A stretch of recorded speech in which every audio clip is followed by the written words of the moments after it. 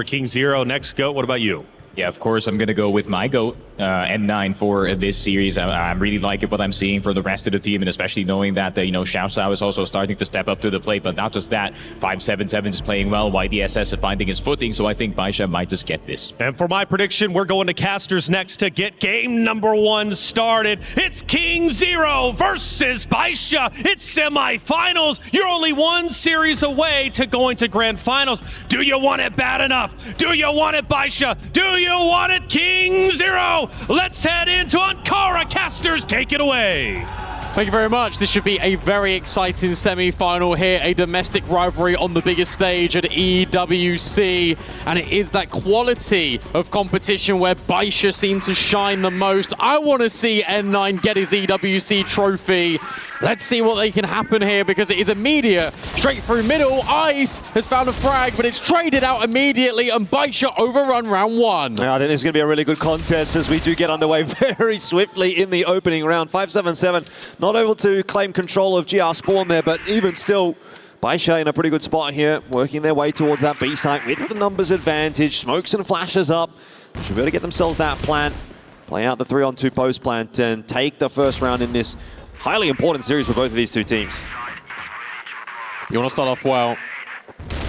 You want to have that momentum. YF drop next, and how about that for a spray out of YDSS? It's a pre-aim and a pre-fire, and it's BaiSha running hot early. Yeah, that's really big from them, and I think, you know, this is such an interesting, exciting matchup. These teams have played against each other so many times throughout the years, and particularly this year as well. Matched up a couple of times in the group stages of CFPL Season 28, and that went 1-for-1, and then in the playoffs as well, that went 1-for-1, and now we're here at EWC. They've already played each other here, and that went the way of KINGZERO. But the funny thing is that BaiSha are typically that team that claim the series that matters a little bit more. They lost the initial game in the playoffs of CFPL Season 28. They went on to obviously win against them in the final. Now they've lost the opening match that they played here at EWC, and they're playing against them again here in the playoffs. Well, will it be the same story? And BaiSha walks away with the last laugh against KINGZERO again. I suspect so. Straight out the gates, nice and strong in that opening round. Like you said, great spray down from YDSS. It looks like the BaiSha players are really switched on to kick off this game. A little bit of a slower approach here for round number 2. As KINGZERO look to have a pretty good setup here to deal with BaiSha if they do end up deciding to head towards B. But with a lot of time on that clock, they don't necessarily have to make that commitment just yet. And so clear out hotel and then look elsewhere. It's really interesting actually just taking a look at this for KINGZERO, because I think KINGZERO have got some of the best after plant retakes, the fundamentals that we've seen. And they also said in the interview, we know what BaiSha are going to do. They're going to go for one big push. And yet, YF is completely isolated by this one big push. This should be a lot better for KINGZERO, and it is, but even trades are going to be the downfall. And potentially BaiSha are going to scale this one in towards the site. Are they ready for 9U? It's YDSS with the immediate clear. And BaiSha are in complete control. A very awkward spot for 9U to be in there, stuck in that corner. There's really nowhere that he can go. And the only way he really gets anything done there is if they don't check for him. So, bit of a one-and-done position that ends up being a none-and-done. Now it's time for Tong to try and flex his muscles. And he was very good yesterday, but today a 1-for-1 is not going to be enough. BaiSha getting rolling nicely on the stage.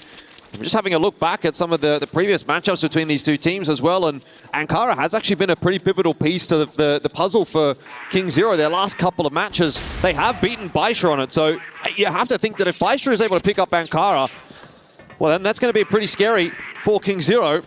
This has been one of those maps that has been a little bit more successful for them in this matchup. I remember we were having this conversation actually in the upper bracket semi-final at EWC, because we were saying KINGZERO always typically wins Ankara and BaiSha always typically wins Black Widow. Right. And that was completely the opposite that we got in the upper bracket semi. Right now, BaiSha looking to take Ankara again. Whilst we've got a moment, I want to ask you a question, because I know that the big conversation point has been on N9 and Ice. That's been the comparison. Right. What about these snipers like Tonga and Zhao? Because I think just from watching, especially at this event, I think Tong's been the better sniper. Yeah, I mean, it's interesting that you should say that, because obviously I'm someone that comes from the perspective of having watched Zhao over the years develop as one of the best snipers in the world. I think at a point, maybe 2-3 years ago, I would have had him as the top sniper in the world. I certainly think he's fallen off in that regard. I don't think you quite get as much out of him now as you did at that point in time. In terms of their individual output at this event, I would probably tend to agree that I think Tong has looked a little bit better, but I do know what Peak Xiao can do, and I still feel as though he has got that in him. So, yeah, you know, if I had to pick one, I'd probably be still picking Xiao at this point. Hopefully he doesn't let me down. We'll see what this ends up looking for BaiSha as they're a little bit more prepared for an A hit, which would not be a bad shout at all. You're going to see that flash come through from KINGZERO, but BaiSha only have to deal with 2 players on the entry into A. And often that's not enough to hold on to this site. It is double layered though, in towards the vent. No one's directly looking. I get worried because BaiSha at any moment could maybe just walk through this door. That's why Tong's now moving over with the sniper, 577. YDSS just holding the choke point, and they broke their crossfire. And that's the way in. Tong can only go 1 kill, and BaiSha, it feels like they were really gifted that round because KINGZERO wanted to go searching for info, and BaiSha were just too patient. Yeah, I mean, and on top of that, BaiSha are just looking really, really sharp today, which is a conversation that we were having before this match started. You were sort of asking me, do you think this is going to be a long one? Do you think this is going to be a short one? What are we getting? How many maps? And I sort of said the answer that I gave you was I think BaiSha's the kind of team that is either going to win this 3-0 or it's going to go all the way to 5. I've seen so many times in the past where BaiSha, when they hit that peak level and they're all on, I do genuinely consider them to be the best team in the world. I think they are just that skilled mechanically. And if today's going to be that day, I think it's a very, very tough uphill battle for KINGZERO, despite the fact that they have historically a pretty decent record actually against BaiSha. Just have such faith in the individuals on this BaiSha lineup, and so far so good. Obviously, 3-0, it's very early to say that, but they are looking really clean. Their entries are sharp. And that is a massive win con for BaiSha when you've got those players connecting their shots. I won't be surprised to see a timeout come through here in a round or two's time if things persist. I will say it's been very quick as well. We're averaging about a minute a round as well for BaiSha. And this one was the longest one of them all. And it just comes from KINGZERO, I think, getting a little bit stressed as to what's going on because of the lack of information. So they go searching. If they had 9U and XN just holding that vent line, that would have gone a lot better. But instead, they deviate away from that. They give over these isolated fights. BaiSha just able to pick them apart. And it's a shame for KINGZERO because you've had BaiSha burst through a smoking towards middle in round 1. Then you had good trades, but ultimately there was just too many players there for BaiSha. In the follow-up round, BaiSha picked you apart. Then you go for a double swing. They've still killed you anyway and traded. Then in this one, it's just a complete separation. So if you're KINGZERO, you're thinking, we're actually doing all the right things, just unfortunately in the wrong order, and now we're completely on the back foot. And as a consequence, they're giving up all this map control. Yeah, sometimes that's just a mind game when you've played against your opponent so often. You know, you're questioning, okay, do we read into the tendencies that we know that they have, or are they going to change that up on a big stage like this? Because again, as has been reiterated many times, this is perhaps the most important tournament on offer now for BaiSha. It's the only one they haven't won in the CROSSFIRE calendar. Tong gets the leg shot onto Xiao to start this round off, so a small advantage for KINGZERO, but it's not the opening pick that they would love to have. They've lost full control of middle and the B connector as well. Oh, more damage. Oh, even more damage from N9. Able to adjust on towards the window player. XN will drop. ICE is now left staggering over towards that B bomb site. C4 can be collected. And it feels like BaiSha have made their mind up where they've done the damage on ICE. They want to rotate over the split in from Hotel and under. Nade. Very good. And you're right, that nade doesn't actually do the damage. Maybe Tong and ICE still can as they try and defend this site. BaiSha look to swarm in. In goes the rifles. But BaiSha, they're doing everything in their power to overwhelm KINGZERO. It's men against boys right now. And BaiSha are always coming out on top. Matt, you have to feel for Tong in that round. The grenade, it didn't get the kill, but it did force him into that cutout, and he could just not move.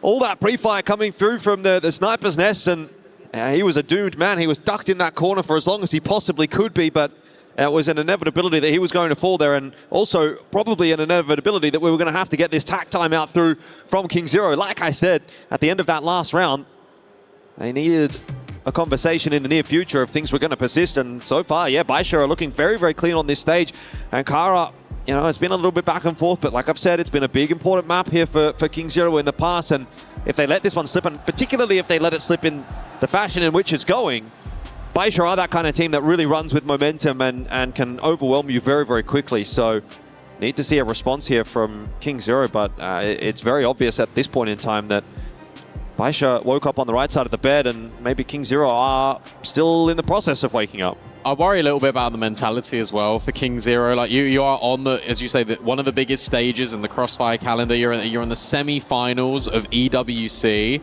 And then in the interview, you say, oh, well, we're going to give it a good game, but we don't mind who wins because at least there'll be a China representative in that grand final. I understand you're being a humble king, but in the same breath of that, compare it to BaiSha. We want revenge. We're going to avenge this. We're going to go all the way. Who's that coming from? N9. Yeah. So if it's coming from him, that is a talisman of leadership. You've now just broken onto Ankara. You're 4-0 up. You're also in the server. KINGZERO are giving BaiSha all of this respect by how passive they're playing. There's so much map control that BaiSha can just walk into uncontested. That has to change for KINGZERO, otherwise it's going to get completely out of control. I think N9 is, such a perennial competitor, and that has been why his tenure has been so long here in CROSSFIRE. Why he's talked about as being the GOAT. I think he is the GOAT, whether or not he gets EWC personally. Well, that's a conversation maybe for greater minds than mine, and I'm sure he'll still love to grab that trophy just to put to rest any kind of conversation. But 4 CFS trophies under his belt is pretty tough to come by for anybody else, and in multiple teams as well.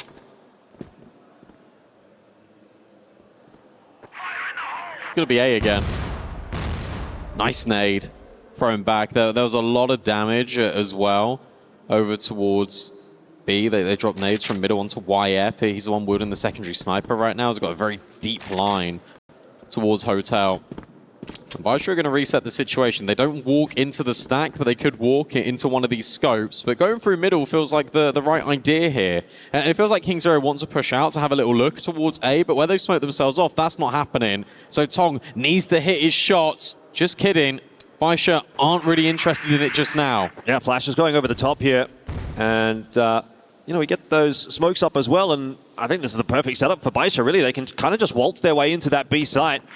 Whether or not Tong is actually committed out in front of those smokes probably is largely irrelevant. He's actually going to be cut off here, you'd think, by Leah. No, turns around. Okay, somehow this round may be starting to fall apart for BaiSha. The fast flank coming in as well from YF is going to be a problem as he picks up Xiao. Looked like the perfect setup for BaiSha, but I guess KINGZERO just had the read. They had the info a little bit too early. BaiSha didn't pull the trigger when they needed to, and so KINGZERO get their first round on the board. Yeah, they tried to make that very technical. Like the previous rounds have just been big, concentrated pushes, really focused on trading. Here it feels a little bit cutesy. You drop those 2 smokes over towards B, you're trying to walk through them. Well, because there's no pressure on the other extremity, that there's no pushes up towards the ramp, towards the B-bomb site, Tong can only hold that angle. So you're not really catching him off guard. You need the players that aren't walking through the smoke to take contact first. Then you've got that surprise element that's going to work. Timing it a little bit mismanaged, but KINGZERO will take that all day long. This needs to be a building block rather than just a flash in the pan, though. It's not a bad nade. Little tag onto N9. Mid-control going to be the name of the game for BaiSha here once again. Looks like they're quite ready for a bit of a pop into mid as well. Multiple members ready to get on that line. Ice here with a big job to do. Does get flashed out. Has to turn away from it and then greeted by a headshot as he recovers. Now Tong's turn to try to hold on to that B site. He will at least push BaiSha away for now. You've got that sandwich coming into effect with KINGZERO filtering across from both A and B, but inevitably, plant does go down, open for GR spawn, which is in control for BaiSha. And KINGZERO have a long rotate to make for XN and 9U, who have to come across from the A side. They have no mid-control. Oh, and Xiao misses a sit-up. Recalibrates nicely, gets the better of 9U, which will add a further headache to this retake for KINGZERO. They've just got so many players that they need to clear out. Tong is doing God's work on the site, but 9 is still here, and that's an easy kill for him. XN has to, of course, be worried about Xiao behind him and has disregarded that possibility. So 5-1, BaiSha, they go over the speed bump. It, causes a little bit of damage to the vehicle, but maybe it's just a scrape and they continue on their merry way nicely. That was a really nice call out of BaiSha because it is the same round, they just do it faster. And actually, look, it's just more players all in a row ready to try to go back to what works. That's the first time I think I've actually seen the mid-sniper lurk be effective as well. He did duck in real life, hilariously, but he was able to, as you say, recalibrate and get that kill. Nearly a close one there as well when it comes to the openings. BaiSha just looking so good on this Blacklist side right now. Like, it's very overwhelming. And finally, we are starting to see some inroads from KINGZERO. They are starting to push the issue, especially over towards Hotel. They'd have noticed that BaiSha's tendency is not to go that way. The issue you've got, however, is that that rotate is really far away. So when BaiSha are now going to line up these triple nades and go in towards A, these two players have got to find multi-kills, otherwise it's over.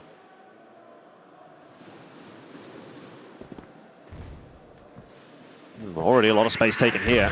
9 out the vent alongside the rest of his teammates. He doesn't even have to do a whole lot. Just walks his way up the stairs as Leah and 577 find the entries they need. And again, I continue to reiterate the point that this A site hold is very tough when you've only got 2 players there. So KINGZERO gonna now be forced to retake against 5, which is not going to be an easy task. And 9 is just being devious as well, just already just sat in that smoke. They are all coming in from the spawn side. Nades run over the top. XN tries to burst through. You still need to find these kills, and you will. But in strikes 1. Oh, hello. Xiao and Tong are making things a little bit more interesting. Oh. It's all up to Ice, who's hit the instant headshot. 577 now just waits, and he falls to his death. That is less than ideal. He was so tunnel visioned in on winning that 1v1. What are you going to do? No, I mean, I don't think there's anything else he can do because he had to try to get to that fight as soon as he possibly could. He would not have had time to get back up the stairs and get the defuse if he didn't just full send it there. So, yeah, it ends up looking a little bit silly, but it's really, like you say, what else are you really going to do? He has to essentially make that play, and that's unfortunate. But another round for BaiSha, up 6-1. Dominating this semi-final match against KINGZERO right now. Reset again, back into round number 8. And it's a very default setup from BaiSha, just covering all the extremities. Waiting to see if maybe KINGZERO is going to throw a spanner in the works here with a more aggressive push somewhere along the line. But we really haven't seen too much proactivity out of KINGZERO on this defensive half so far. They haven't really been the one to kind of push the issue at all. They've really just been waiting for BaiSha to come to them, and I think that hasn't been working. So I would be preferring almost to see KINGZERO try something different here, but it seems like they're just going to stick with this for the rest of the half. 1A. I don't know, you already said it was difficult to lock it down with 2 players, or 1. Feels like you're rolling out the red carpet at that point. The good news for KINGZERO is that BaiSha are heading into the setup. Flashbang smokes over. Ice traded. That's massive, but you know that Tong is here. Is there any way you can just rotate back? Maybe you can find a kill in towards spawn.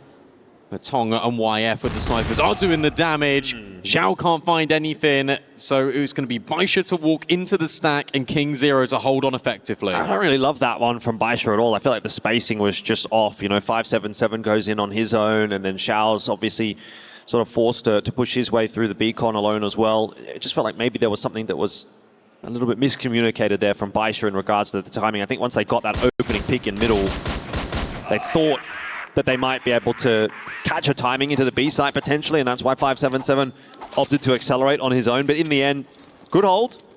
2 rounds, though, is not going to be enough in this first half for KINGZERO. They're going to be wanting to get to 3.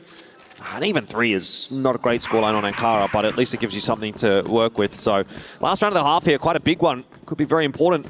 BaiSha, if they want to roll over this and maintain momentum going into that second map, they'll want to get the 7-2 and they'll want to clean this map up early. Here's some more aggression, though, from KINGZERO, which is something a little bit different. And then some.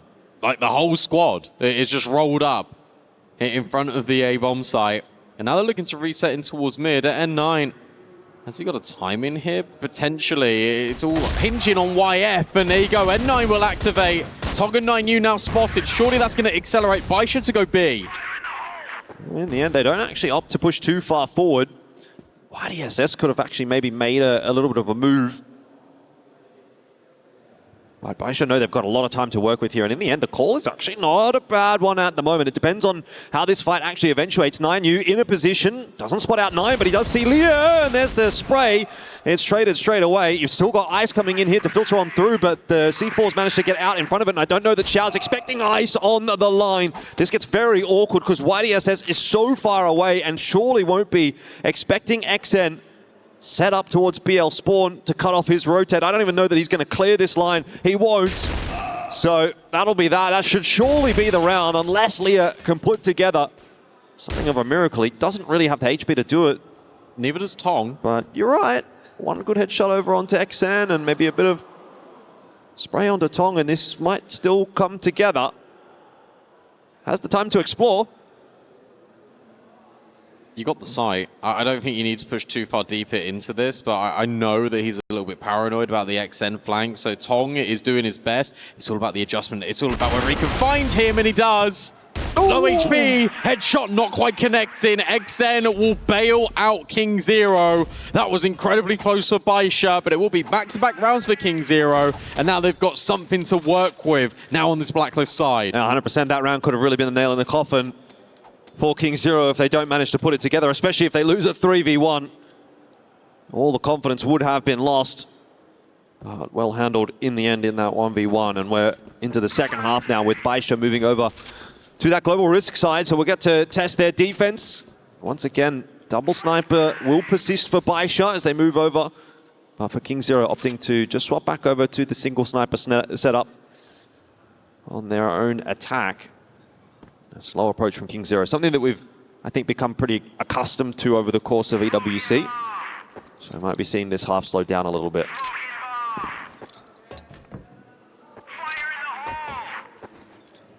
Well, that nade was going to do more damage on towards Tong, to be honest.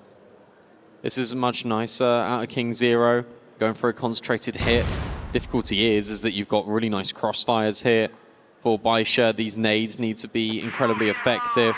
And BaiSha know exactly where not to stand to be affected by them. N9 just in the corner, 577. He wants to be taking the contact. There's the trade, but there goes N9, only for a couple of kills. Liar's still here as well. As Ice looks to scale in, it's a great shot, but the HE trade even better. It's now up to Tong, who's pulled out the pistol. At least the bomb is on his back, and maybe he can just go elsewhere, but the trading was really good out of BaiSha there, and it makes it difficult for the sniper. Yeah, Tong's going to have to channel a little bit of what he was able to bring yesterday against Vitality if he's going to end up winning this round. BaiSha also being pretty proactive, working their way into the side. Missed shot onto Xiao. That's a painful whiff. BaiSha reading into it as well, that he's going to go through middle. That flash just completely blinding him, but still trying to make his way forward. See if he can isolate a shot. Xiao goes down. YDSS don't want to go around this corner, straight into the crosshair. Tong was holding for it, fell off the line at an awkward time, but YDSS is playing a dangerous game, and Tong will clutch it out in the 2v1. A huge round for KINGZERO to keep them in this contest. And look, even though BaiSha were technically together in that room, they still peaked the sniper one-on-one. Yeah. And Tong's shots, do not get me wrong, immaculate. Like, that first one is crazy. He does brilliantly in this 1v1. But you got to argue that BaiSha, you shouldn't be trying to fight him there. Or at least if you are, let's swing together to guarantee that the sniper can only fire off one shot at a time.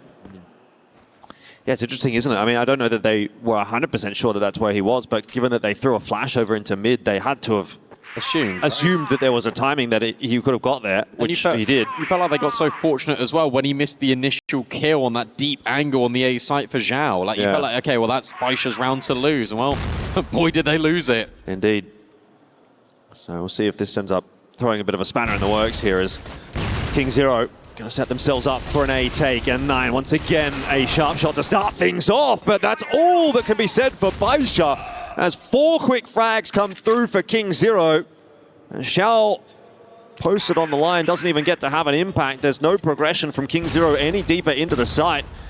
I mean, you think when you get that opening pick as cleanly as N9 did, there'd be a bit more of a defense on that side, but not to be the case this time around. And now BaiSha starting to get a little bit worried, so we'll get a timeout through from them after this round. First, let's see what Xiao can do. He's picked up 1, but he still needs 3. Let's go close quarters sniping with this. Has to hit shots instantaneously. Can't do it. Ice will lock it in, and that will prompt that timeout, as you're saying.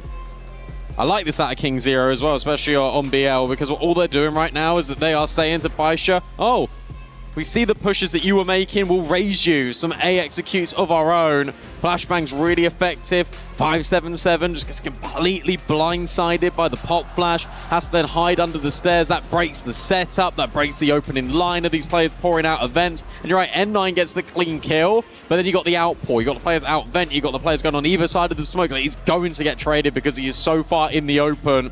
Huge entries out of KINGZERO, and this contest is no longer looking one-sided. No, certainly not. This is the worst case scenario for BaiSha. You get off to such a strong lead. It looks like you're going to dominate the map, and now all of a sudden, having that thought in the back of your mind that, hey, maybe KINGZERO are going to pull this one back, and now there's an element of doubt about how the rest of the series is going to play out as well. BaiSha knowing that they've already lost a series to KINGZERO in this event. Lost 2 series to them in CFPL, even if they did also win 2 series against them there. So, I mean, this is a very winnable match on both sides.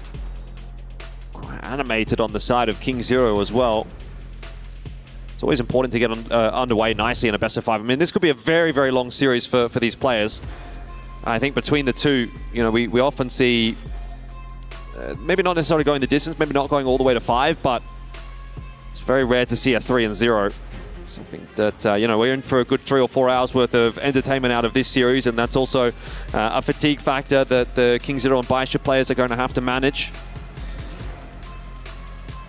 It's going to be a grueling series for both of them, but the reward of making it through is that grand finals place. But they, to be fair as well, they are used to playing best of 5s. Like, it's very, very common in the CROSSFIRE formats to have best of 5 series in playoffs. So it's not exactly going to be something that they'll be too surprised by. The only real change up for them is that they're going to have to do it on a different time zone. Normally, they'll be playing in China, even at the biggest events, like the CFS.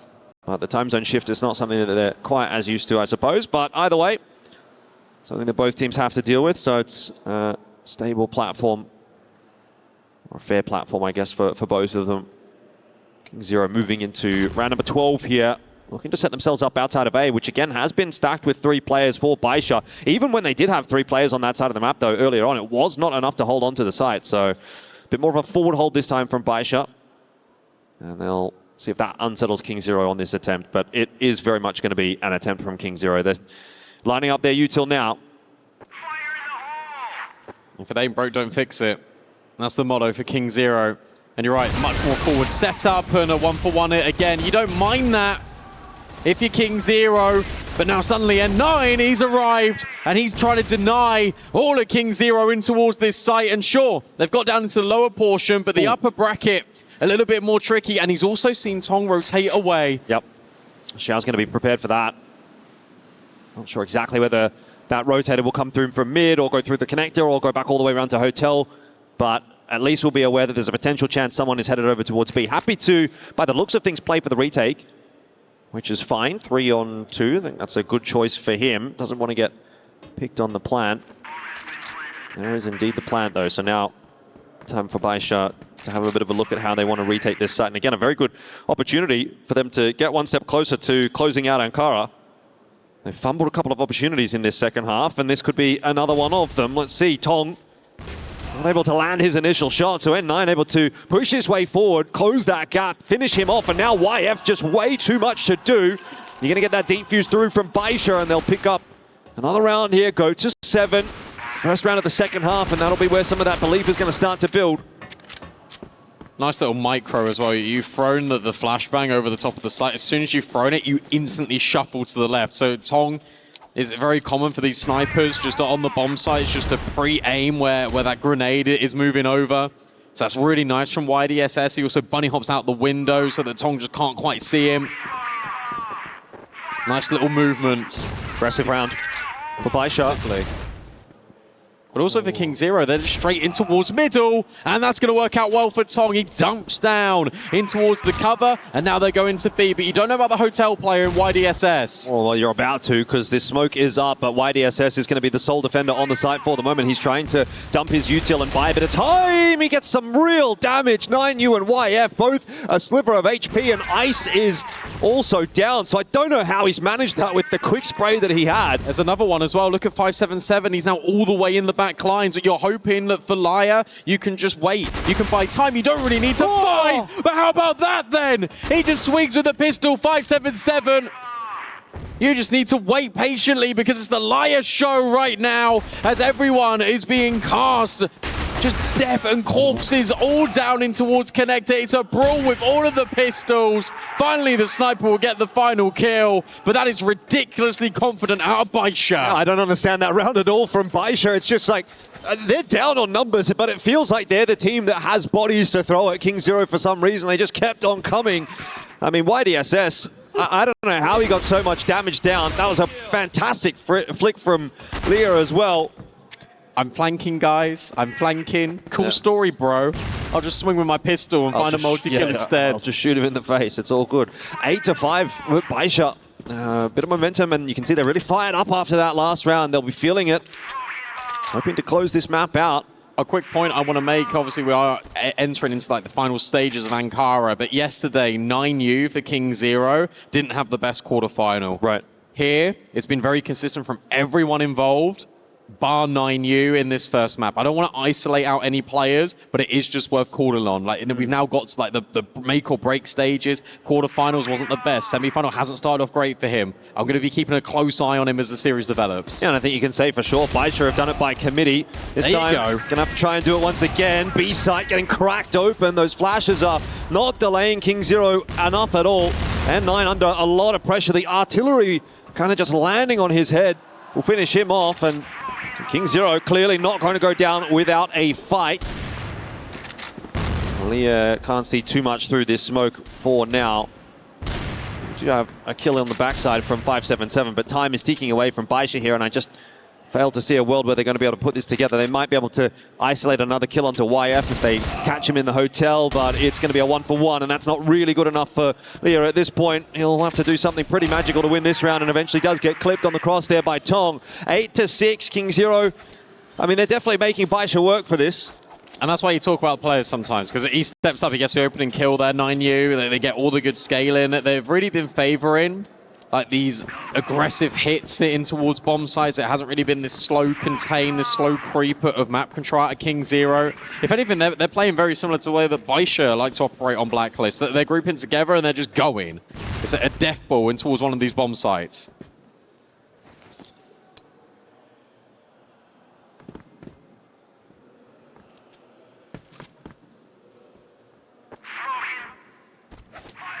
Sloan said he wins the race to kick this round off. 30 seconds in, KINGZERO just taking control outside of A. I don't know if they're really too keen to chance themselves on that A site. Again, they've noted that BaiSha have been stacking 3 players on that side of the map for the majority of this game so far.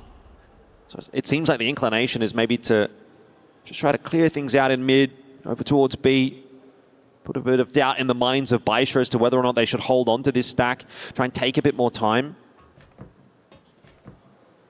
But again, maybe just that default back over to the A side again for KINGZERO.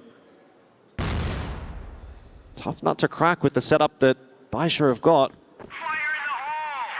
I think what's really interesting here is you've got the jump spot that's covering off both mid and hotel, and you've got A.G.AL that is really just laser focused on the underpass. And got a bit of movement here as well from BaiSha, starting to push away from B, so they'll be aware there's a push headed in the direction of A. Util's coming across the top. Entries connected by Ice. No real damage done until a 9 and Lai are able to chime in, but I'm not sure that's quite going to be enough. This is, however, a pretty fast flank from YDSS. That smoke will keep his vision obscured, so he's not able to find anything. I wouldn't want to really see him isolate himself in an engagement here around the vent, but that looks somewhat like he's going to do exactly that. BaiSha don't pick the pace up enough, though, to capitalize on it. And so Xiao looking to try to pop a bit of util over the top. Does get caught on the timing. YDSS, though, could he be, once again, another miracle work done? Full HP, though, for Tong. This is a really tough ask, and the grenade lands at his feet. So another goes the way of KINGZERO. This map is now going the distance. I really enjoyed that, though, from KINGZERO. The fact that they actually, like, catch the player, throw in utility, they go and isolate that fight. I mean, incredible multi-kill coming out here of YDSS as they try and filter back, get in towards the bomb site. But too many players. Tong gets his nade off.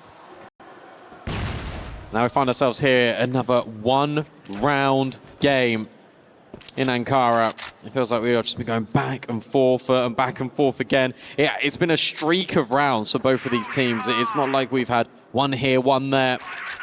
You've been building up and you've been clawing your way back in. That's certainly been the case for KINGZERO. Deep smoke over towards the B corridor. Over at Banana, you've now got YDSS thinking about going in towards Hotel, and he is just managing the angles. Meanwhile, Tong is taking some deep space. He's really interested in middle, and that means he might go toe-to-toe with Zhao. YDSS isn't caught off. He'll find XL and then he'll leave. It's a good win as far as BaiSha's concerned. Zhao needs to be a little careful. Oh, he's just given the freebie back over to Tong. YDSS now under quite a bit of pressure. He's got multiple directions to worry about, and Nine will try to filter through and help him out, at least on the Hotel side, but he cannot escape Tong. And that B site looks to be cracked open potentially once again. Leah eating flashbangs.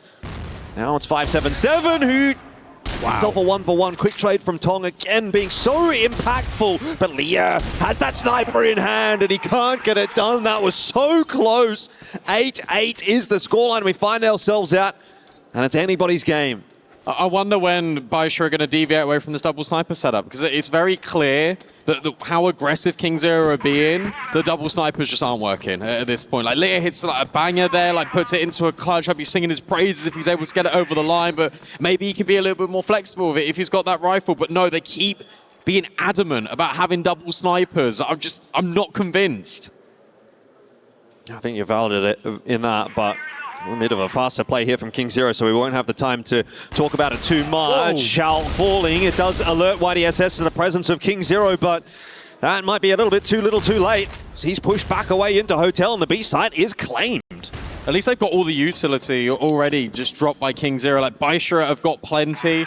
You see the nade lineup for N9 as he tries to spray down 9U, not going to work. Tong is just picking apart players. Another sniper engagement going his way, really powered up on towards this BL side. He's up to 20 kills. Is Tong, and now 9U's firing on all cylinders. This is the step up that I was after from him. KINGZERO, 9-8 to the good. Will we need extra rounds here? Or it depends if BaiSha are going to step up or not. Yeah, I mean, it's a huge question, isn't it? I don't know how we've got to this point after the start that BaiSha have had.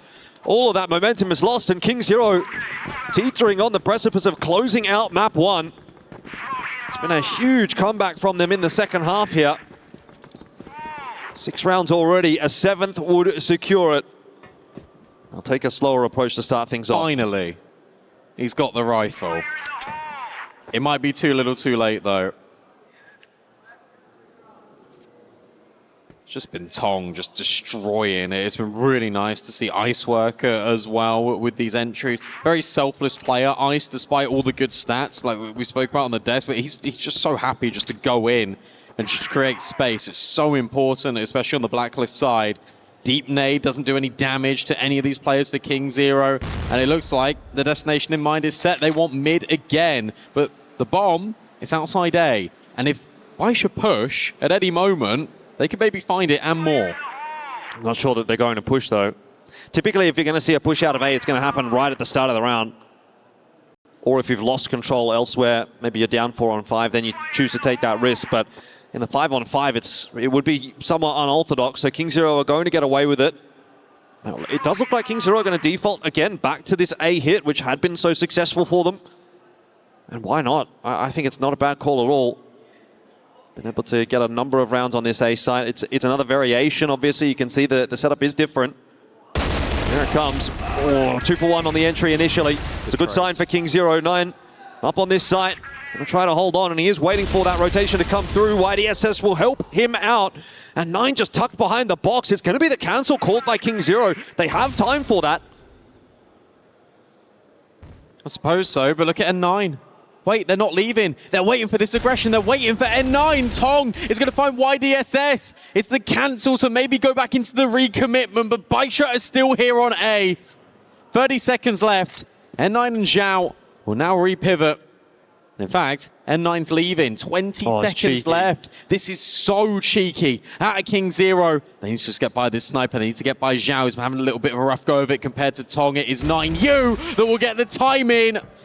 And now it's potentially all up to N9 to save BaiSha's hopes and dreams. They were up so heavily on Ankara.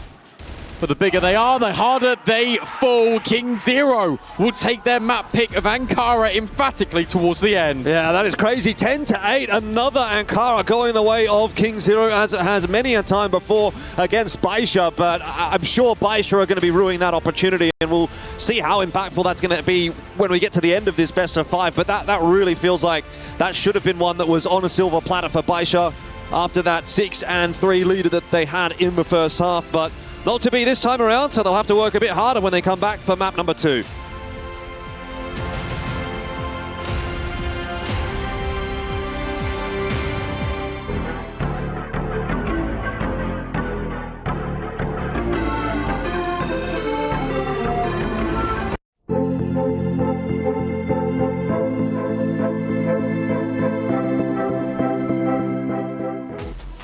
Already off to an epic start as our first semifinals for CROSSFIRE at EWC. KINGZERO, the comeback was unbelievable. N9 tried at the very end, but it was just too much. 1v3, come on, it's hard to do even if you're the best in the world. 10-8 is where it finishes. KINGZERO refused to relent. This team has been on fire, undefeated so far when it comes to our tournaments. It's a rematch. The only loss BaiSha took was to KINGZERO in group play. I don't know if KINGZERO could do any wrong. Why did the comeback happen? KZ, they were so far behind, but they took a tactical pause, and all of a sudden, they were back in the ballgame. I have a gut feeling that it was actually the side switch helping KZ a lot, right? We were kind of seeing or hearing in the interviews right before the stage started, they were saying, okay, one of the biggest things that KZ has as a team is that firepower, and especially when it comes to firepower, it is going to be displayed on the BL side, and we saw everything on their side. Granted, BaiSha, they started off really well on Ankara, but it seems like once KZ got warmed up, everybody started hitting their shots, and everybody just was dueling out of their minds, especially Tong. BaiSha just drowned. Yeah, you can really tell this on the A side in particular, the contrast between the two teams. I think that both of them were targeting that when it came to the BL sides and the side hits. But even when BaiSha had 3 players there with N9 playing up on towards the top side and 2 playing close by, they were just getting dismantled. The only time they held that A bomb site was when N9 got a 3K multi-kill. And I think even that round ended up coming down to the Tong 1v2. So, I mean, yeah, you talked about Tong and he ended up 21 kills. His sniper on the other side, a third of that, a massive discrepancy. So it seems like BaiSha, they're going to have to pull off miracles. They're going to have to dig deep and overall just grind against KINGZERO, because KINGZERO, once they start catching fire, it's hard to put them out. Yeah, and I was actually wondering why KINGZERO is actually having a hard time on the GR side, and I was thinking, hey, they're not pushing forward, they're not their usual aggressive selves, and then they kind of remembered themselves in the second half as we take a look at the set summary. Of course, 21 frags for Tong. I mean, this guy's 30 and he's still rolling. I mean, it's an incredible result from Tong. You go to 1v2 and a 1v1, which is the difference between winning and losing the map, right? So his impact, you know, you cannot deny it, but it's the lack of impact from the other side. You can really see the contrast here, because look at the consistency from BaiSha, from every single individual, except for AG.AL, and that's the player you need to be stepping up against Tong. Yeah, AG.AL gets a lot of attention when it comes to the BaiSha side. What was going wrong for him? You know, why wasn't he able to lock things in? Was it simply because of Tong? I think it not just Tom, for the rest of the members as well, just made it a very uncomfortable map for AG.AL to play. And at the same time, I feel like Tong got a bit more warmed up despite having not too good of a start in this map. It kind of just seems like he was just straight up outplaying him in some of these duels. But you know, AG.AL just looked uncomfortable. Yeah, and I think that there was a really good contrast in the two, because Tong was going for a lot more aggressive openers. We were seeing that on the BL side in particular. He wasn't afraid to take those early fights. For AG.AL, I think particularly when it came to the GR side, he was playing very reserved, very passive, wasn't looking for any forward stances, and because he wasn't part of the kind of A side kind of setup there, he was often in situations where he couldn't have impact because they'd already lost sides. So should he be leading the charge, you think, Lucy, or does he need to kind of lean into his team a bit more to set him up for success? I think he definitely needs to take some initiative, right? And that's how you get back into a series as well, especially if you've had such a struggle sim set. You really need to find yourself again, know what you're capable of, take some aggressive openers. You don't need to do it every single round, but you do need to just show that you are there to put the threat of the sniper in them. Otherwise, they're going to play fearless. Absolutely, and Tong does in fact give that threat. He executes it incredibly well. When you think of BaiSha, though, with the stats that we looked at, they were all great. AG.AL, it is easy to point the finger at him. It ends 10-8. We could have went into overtime if his opening picks would have been existent. Yeah, and honestly, I wouldn't say that he is the only problem in this one as well. I feel like there's a lot of setups for the side of KZ where it just caught the entire team off guard, right? And this is what we know KZ for. You know, they do not play like most of the Chinese teams. They're actually one of the more aggressive, if not the most aggressive Chinese team in the entire league, and it really is showing now in EWC. Yeah, I think you'd really tell that on that A side because they kept going into the same setup and it wasn't working, right? There was no real variation. They love this double vent setup and it just kept getting dismantled. You know, we talked a lot about the snipers here, but the riflers on the side of KZ were phenomenal. Ice was just quietly ticking along, getting the multi-kills when required. His trading is phenomenal, which I think is what makes him such a great player. And what makes all you great out there is you can get involved with EWC Play, a tremendous program, $300,000 in prizes up for grabs, and we love seeing your predictions. If you don't know what I'm talking about, let's show you. Thinks he can come in here and play my game. Let's go. He knows nothing. Let's go! Tyler 1, you're done. This is my ladder. You can't climb it. That's an AL airline. Somebody better hold me.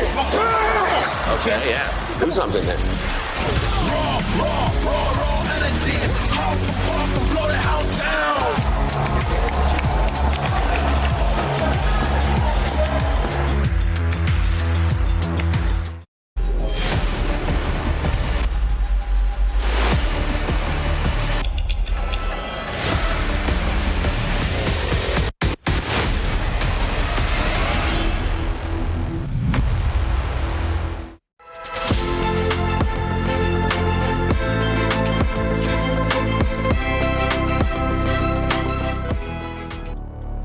KINGZERO take a 1-0 lead in this best of 5, putting them closer to securing a spot into grand finals. Ankara goes their way 10-8. We move into Black Widow.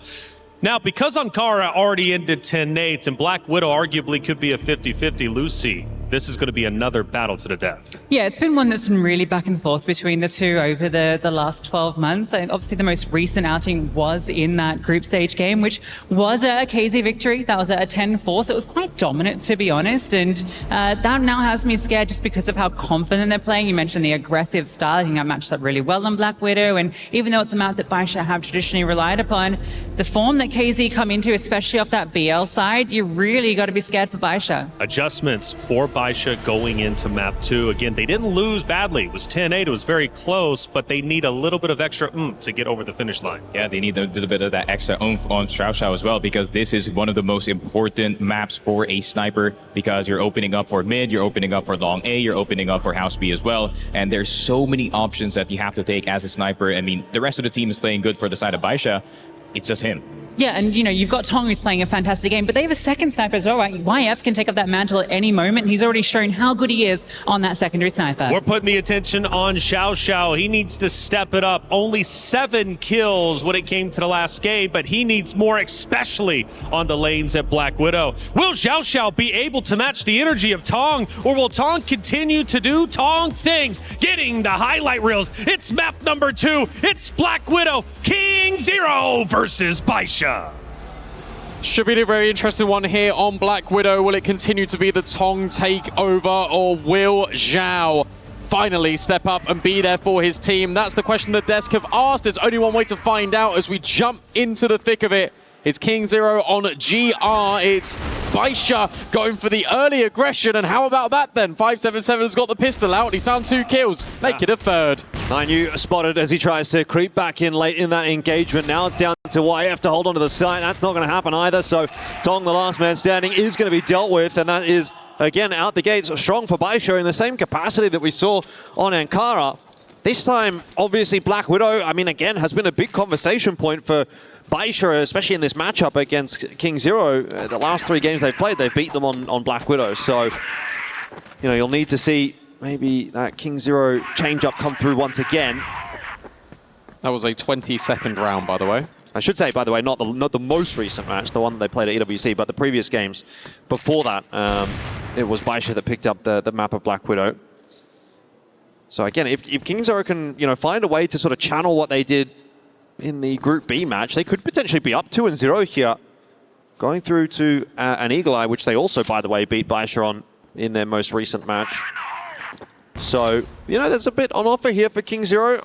Again, BaiSha do often like to start things very quickly in those rounds to kick the maps off, but slowing it back down again now. Yeah, this is a crow. Smoke off the tunnel. N9 having a glance, just in case KINGZERO have made their way out towards top middle. Hasn't happened. You see this a lot for the snipers. AG.AL just going to be patrolling in towards mid. Not really been deployed as an active piece. He's more of just a sentinel, just holding very deep. And for BaiSha, they're going to group together. They're going to go towards B. 3 defenders are here for KINGZERO. With Tong taking the first contact, that's only going to bait in the riflers more, and he's ready for potentially a boost or a jump. No connection on that, but 3 players to defend this B site should be a good shout for KINGZERO. Got 2 players still set up for that crossfire, and that's exactly what I'm talking about. Numbers were there. YF coming across as well to reinforce. BaiSha have been denied entry into the B site. Just Leah surviving now. In a 1v3. I think that will be a job that's going to be a bit too much to do, particularly with that C4 dropped out in front of the door. He's actually going to have to commit into the site to try to retrieve that, and that will mean walking into Ice's crosshair. So, 1-1 will be the score. KINGZERO answer back to the early aggression that BaiSha showed. It's just a puzzling one to me for BaiSha, because the only thing they really explored was whether KINGZERO had pushed top mid. They didn't go looking in towards middle. They just all group B and thought, yeah, this will be it. This will be the way forward. I like the contact that Tong takes for then the riflers to get set up. Now we've got a completely different setup here for KINGZERO as well. Rather than 3B, we've now got 3 leaning A. Yeah, playing that back and forth for sure. No long control for either team though. Just a wall of smokes on either side. Both teams kind of wondering, okay, have our counterparts pushed down long here? The answer is no on both accounts actually. Which I suppose is keeping KINGZERO a little more preoccupied than it is BaiSha. You've got 3 players dedicated now to clearing this out. It's a good window of opportunity for BaiSha to push somewhere else on the map, but the longer they take, the more likely it is that KINGZERO actually do clear this line. And now the spider sense is tingling that, hey, maybe this isn't going to be an A hit. We need to start to rotate our forces back over towards A. KINGZERO have no mid control, so getting that rotation across quickly is going to be a little bit of a problem. And here comes BaiSha for the B hit. Yeah, this feels nice though, still feels okay, but YF overwhelmed, and now Ice has got a lot to do, and he's just so blinded. Much better on the entries here for BaiSha. Flashbang support inevitable as they crunch over towards this site. Rotates are now in, but it's a 2-player disadvantage and a really difficult retake. Yeah, very difficult, you'd say. Impossible, really. Tong going down early is going to make it even harder, and so just XN and 9U who will try to salvage this one, but it is, of course, well out of the realms of the possibility. So XN's going to opt to take this as a time to chat. That's the power of that one smoke that BaiSha threw over towards A long. It kept those 3 players from KINGZERO interested for such a long time that they were not able to rotate across towards B. So one piece of util making all the difference there for BaiSha. And they claim themselves the 2-1 lead off the back of it. Something that, you know, KINGZERO I think are going to be looking at is, can we afford to give up that mid control quite as much as we did? If we're going to dedicate 3 players over towards A, we probably have to take some space with it earlier on in the round, rather than waiting into the mid round, because it just takes far too long to get across the other side of the map. So a couple of little things that they can look to improve on from that round. Yeah, it took the words right out of my mouth. Like, I was thinking if that was maybe 10 seconds earlier, then you can actually have that double rotate in towards middle to have a little bit of a look. It felt like the idea was sound, but the execution, the timing of it, not so much. This is fast, really quick, out towards this long side. Flashbangs are so blinding towards long. Ice is able to get one and duck out of there, but KINGZERO aren't finished. They want to keep going. They will keep taking this fight towards BaiSha, and Ice is going to claim the lives of everyone over towards A and drop that bomb. And sure, you've got control in towards B, but who cares? Because you need to go and get that C4. Yeah, YF understands the responsibility that he has just to lock down this side of the map, not necessarily needing to overcommit to holding the site. AG.AL does get himself the first here in the 1v4, and let's see if AG.AL can wind the clock back in any way, shape or form. Go back to the form that he showed in 2023 around the Summer Champs events. This would be the kind of round that you might see him win. Tong going to give him a 1v1. No connection there. You don't want to be seeing that head pop up once again, though, because Xiao is not liable to miss a couple in a row. Flick may still be on offer, and all this delay util getting tossed in makes Xiao's life a little bit more difficult. But there you go. Tong gives him the chance, and Xiao will take it. So now down to a 2-on-1 with still over a minute left on the clock. Isolated as well, by the way, in this 1v1. XN has gone for the long flank. Xiao, if he lands the connection, could have really opened that back up, but he does seem to be at least somewhat aware of the possibility that XN is wrapping in behind him too. It's definitely not unwinnable for Xiao. He's playing this really well. Like, he's got the understanding there could be that lurking because no one peeked off the back of Ice's contact. So now he's going to look to try and find Ice and finish what he started. 30 seconds. It's a deep line. It is. There's a lot of angles to try and clear. Spots the heads, and unfortunately, that was the opportunity there for Xiao. Ice will lock it in, and KINGZERO able to take the lead once more, but I like the way that Xiao was piecing that one together. Every decision was correct, he just didn't hit the shot. Yeah, I mean, you can tell that he's a very strong player in those clutches when he's able to land the shots. He has a very good brain for the game, but it's just the connections aren't really favoring him at the moment. You were right in saying at the start of that last round, by the way, that the flashes were so blinding on both sides. It was such a crazy start to that round. You can really see these teams just changing things up on both the attack and the defense. There's not been anything that's been kind of like a default strategy or a default setup. This is, again, you know, a dry contact on A-Long, actually, from KINGZERO, with only the 2 players this time around. But it works out. They're, I think, very much reading into the tendencies that they've played against BaiSha. You know, they'll know, oh, okay, if BaiSha does this, there's a good likelihood they'll do this next. And so they claim the control of that part of the map for free. How useful is that going to end up being? Well, you'd think very, actually, because they got 3 players stacked over towards B, 1 extra watching in from mid as well. Oh, they've made a tunnel in towards mid. Yeah, Are they going to use it? It looks like it. Okay, to split forward in towards the speed bomb site, as you say. Ice has always been here when they've started to attack. Tong looks over the top, 577. Needs to try and find the kills, and they are immediately coming in. That is brilliant from him and N9. The B split, incredibly effective. They make that smoke corridor, and now it is all up to YF, but this 1 versus 4 doesn't feel anyone with the greatest of confidence. If you're KINGZERO, YF, is he able to get the first shot? No, it's the shoulder spotted. The kill not quite being collected, and you know that they're just going to double swing on him. BaiSha, it's inevitable when they get in towards B. Yeah, just got a little bit too much work done in middle there. I think BaiSha, in a sense, were almost given much too much space in onto the site, and then it became impossible for the site defenders to get anything done. You needed to see a kill or 2 in middle before they got to this point, and that never really eventuated. So that wall of smokes ended up being quite a good one. Push out over on the A side of the map this time around. Only the 2 defenders there for KINGZERO at the moment. They're pushing B. Yeah, instead, like, this is a new change-up we've not yet seen out of the GR squad. 9U having a look. YDSS had the chance to find Ice, and instead, then you get that wraparound from 9U. So that's a really important kill. His first in the contest, puts the player advantage in favor here at KINGZERO, and I like the scaling out of XN whilst all this is going on. They've got deep mid, they've got all of B, and BaiSha feel penned in, and now they need to go back and reassess the situation. We saw these clears over towards top mid before, and now they need to do it again. That's a very troublesome situation for BaiSha. They've lost all the map control. You could argue, I guess, they still hold on to A-Long, but you've got absolutely nothing in mid, nothing outside of B. So KINGZERO very well situated to defend against this push from BaiSha. It's just a case of landing their shots, and right now BaiSha are kind of doing a bit of a better job of that. It's, I mean, again, XN having to try to play recovery. He's tucked in the corner, stuck here, in a sense. Oh, gonna challenge Xiao back and forth. Bold fight, but he wins it. And N9 has now also been spotted. Where on earth is Tong? He's trying to wrap on through to help out XN. Going to peek through those mid doors. The smoke, though, obscuring the cross. And 9 now, with a big job to do, has to go back and cross in for that C4. He's been spotted out. Tong, a dangerous fight to be taking up close and personal with the rifler. Instead decides he just wants to back out to safety. And honestly, at this point, 9's not even really interested in that C4. He just wants to try to chase Tong down. That'll last for only so long as the timer now forces him to go back and grab the bomb.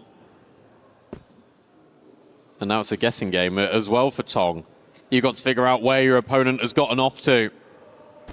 Just having a little look over towards mid, can maybe reset, has a peek and glance in towards B, doesn't see anything. All in the meanwhile, N9 has made adequate space towards this bomb site. Tong is about to make his way over though. Is N9 going to clear this? Is he going to look in towards the window? He thought about it and instead starts committing to the plant. This timing feels amazing for Tong, but he's overlooked the angle, but it's still fine. He adjusts just in time and the defuse locked in for KINGZERO. Oh, that is a crazy clutch from Tong. The perfect time to rotate across and the perfect time to peek as well, as he knows that that plant is being stuck.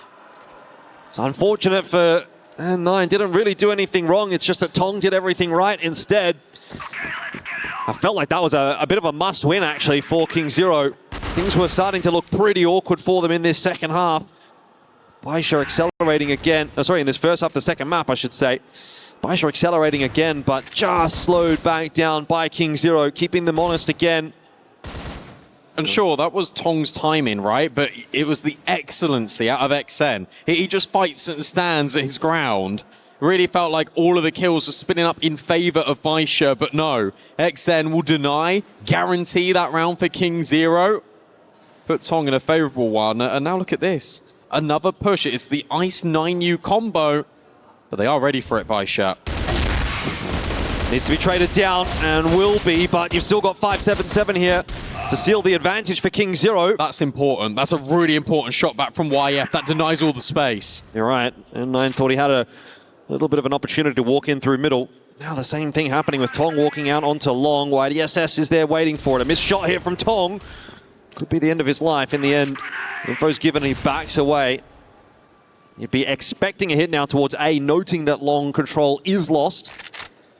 So KINGZERO have to be pretty wary of middle and short, and Tong is going to have a little bit of a look towards short, but Xiao picks up one. Tong can't get the double. Xiao on the other side of that fight that will come away happier. 1 and 2 now for XN to try to piece together. Maybe he can isolate a kill. This will be really tricky as he mantles up the stairs and instead goes in the smoke. Maybe this timing is actually very good. You're right. Zhao low, YDSS, not really considering this, and they've almost traded places. Zhao spotted. XN now reveals himself. There's so many angles to clear, or maybe he could just hit the headshot. Not quite. YDSS the bailout, and BaiSha will keep on the pressure on Black Widow. Yeah, BaiSha doing a pretty good job of just really unsettling KINGZERO in a lot of these early rounds. See it again there. Feels like in a lot of cases, KINGZERO just having to play catch-up. They're really not getting the opening advantages. Even despite the fact that Tong was looking so good on that previous map, you know, and they've got the double sniper set up with YF taking that secondary sniper. Not finding the advantages early in these rounds, which is the big problem for this kind of buy. Can't be retaking with a double sniper. Again, Xiao gets the better of YF, and well, that's the rest of the round pretty much done and dusted as BaiSha just overwhelm A. He's just pre-firing and swinging the corner. Tong just didn't stand a chance. This is the most comprehensive round yet out of BaiSha. Unless this little man can achieve something magnificent, but not to be the case. It's flawless out of BaiSha. And now, got to remember that KINGZERO did elect to start on the GR side, and it's just not working out for them whatsoever. BaiSha, their defense is sublime on Black Widow. And now they've got a couple of rounds of buffer to work with as we enter our final round of the first half.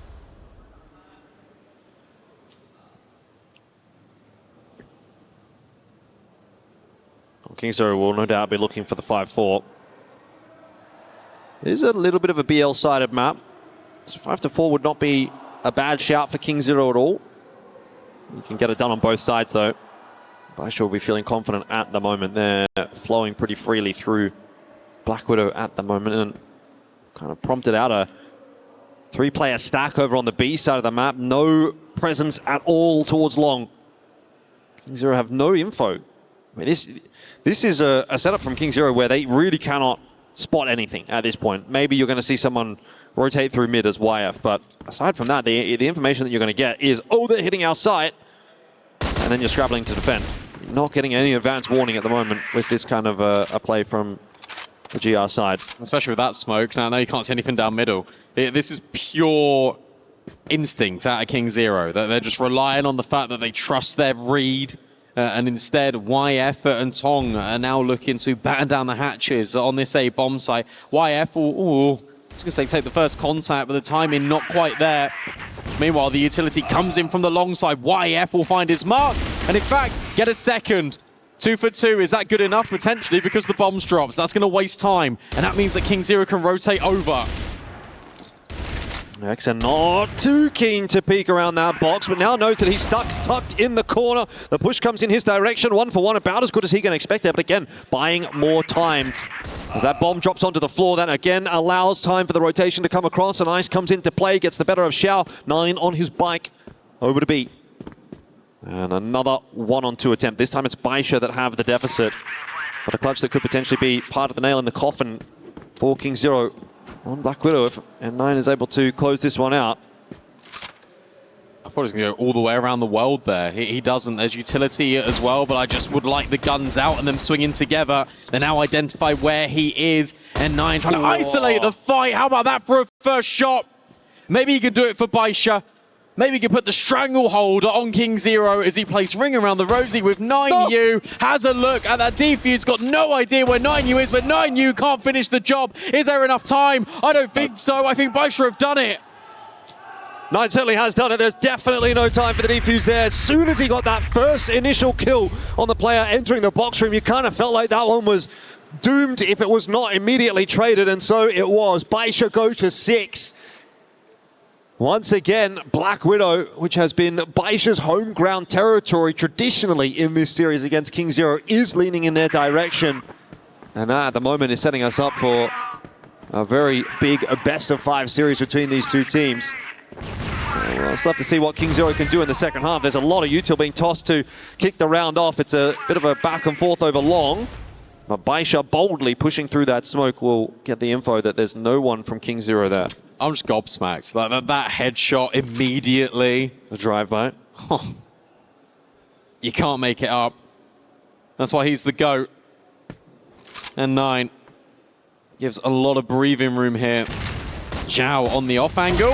Oh, and nearly a collateral. In fact, it was, except the second one wasn't fatal. N9 says, thank you very much. I'll take that with Zhao. And the B bomb site shut down comprehensively. 7-3. This is more like it for BaiSha. However, we have seen a lead like this go awry.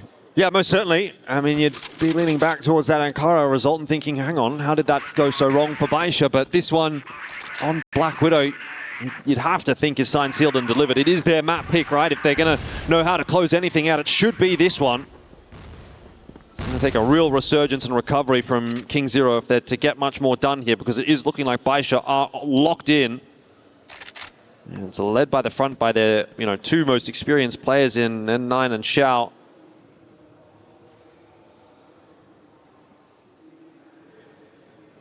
Good to see it. It's nice to see N9 just basically just take the team, put him on his back. Yep. He has these kinds of maps every now and then. Maybe not as much now as what he used to. Well, it feels like all tournament, mate. Like, there's so, like, if you look at his stats, this tournament, we saw it on the head-to-head before the series went live. He is performing amazingly, has got basically 100 ADR across the entire event. Like, that's staggering for a player. Yeah, it is. It's, not too uncommon for him, to be fair. KINGZERO taking this one really slowly. Looking to clear out A long at the moment. Have managed to do so. The cheekiest of pixel walks.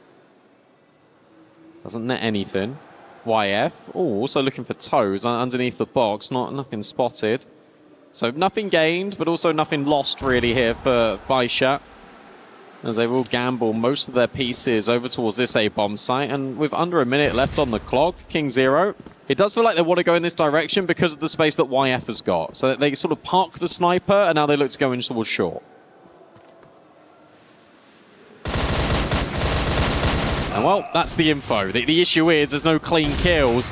There we go. Lyre will find one. Zhao's here as well. And suddenly everyone is just crumbling. At least there's that one fight back, but it's Zhao, the primary sniper, trying to do all of the heavy lifting from the back of the APC. Able to find one more. How about that from Zhao? It's a highlight moment as BaiSha will not allow KINGZERO to come back in Black Widow unless YF can find this timing. Hold. It has to be N9 again. YF, quick shot, not quite. It's the sidearms on display. And that's how much it means to the coach as he screams celebration into N9's ear. Thank God he's got the noise cancelling headset on, otherwise he might not be able to hear after that one. Yeah, that's a big round for BaiSha to grab. A bold peak, you'd have to say, for YF, but I don't know that he had many other options. The bomb was down either on short or actually down underneath short. I'm not sure. Big fight. Yeah, there's a potential one brewing actually over on long here. XN has spotted out 577, unable to really do anything with it. YDSS now remaining alone, but starting to get a bit of help out there from Leah. The grenade thrown in. But BaiSha happy to concede control of long for now. They'll just take that 1-for-1. And then Nine's just on his own, just having an aggressive angle over towards B. So indirectly, he's then prompting Ice to maybe walk into him. It's that fated duel that we're anticipating for KINGZERO in general, though, when it comes to the setup and the idea. It felt like it was going to go towards A, but now the bomb is being escorted out. I say escorted out, he got left completely on his own, but at least he's grouping up with his team now.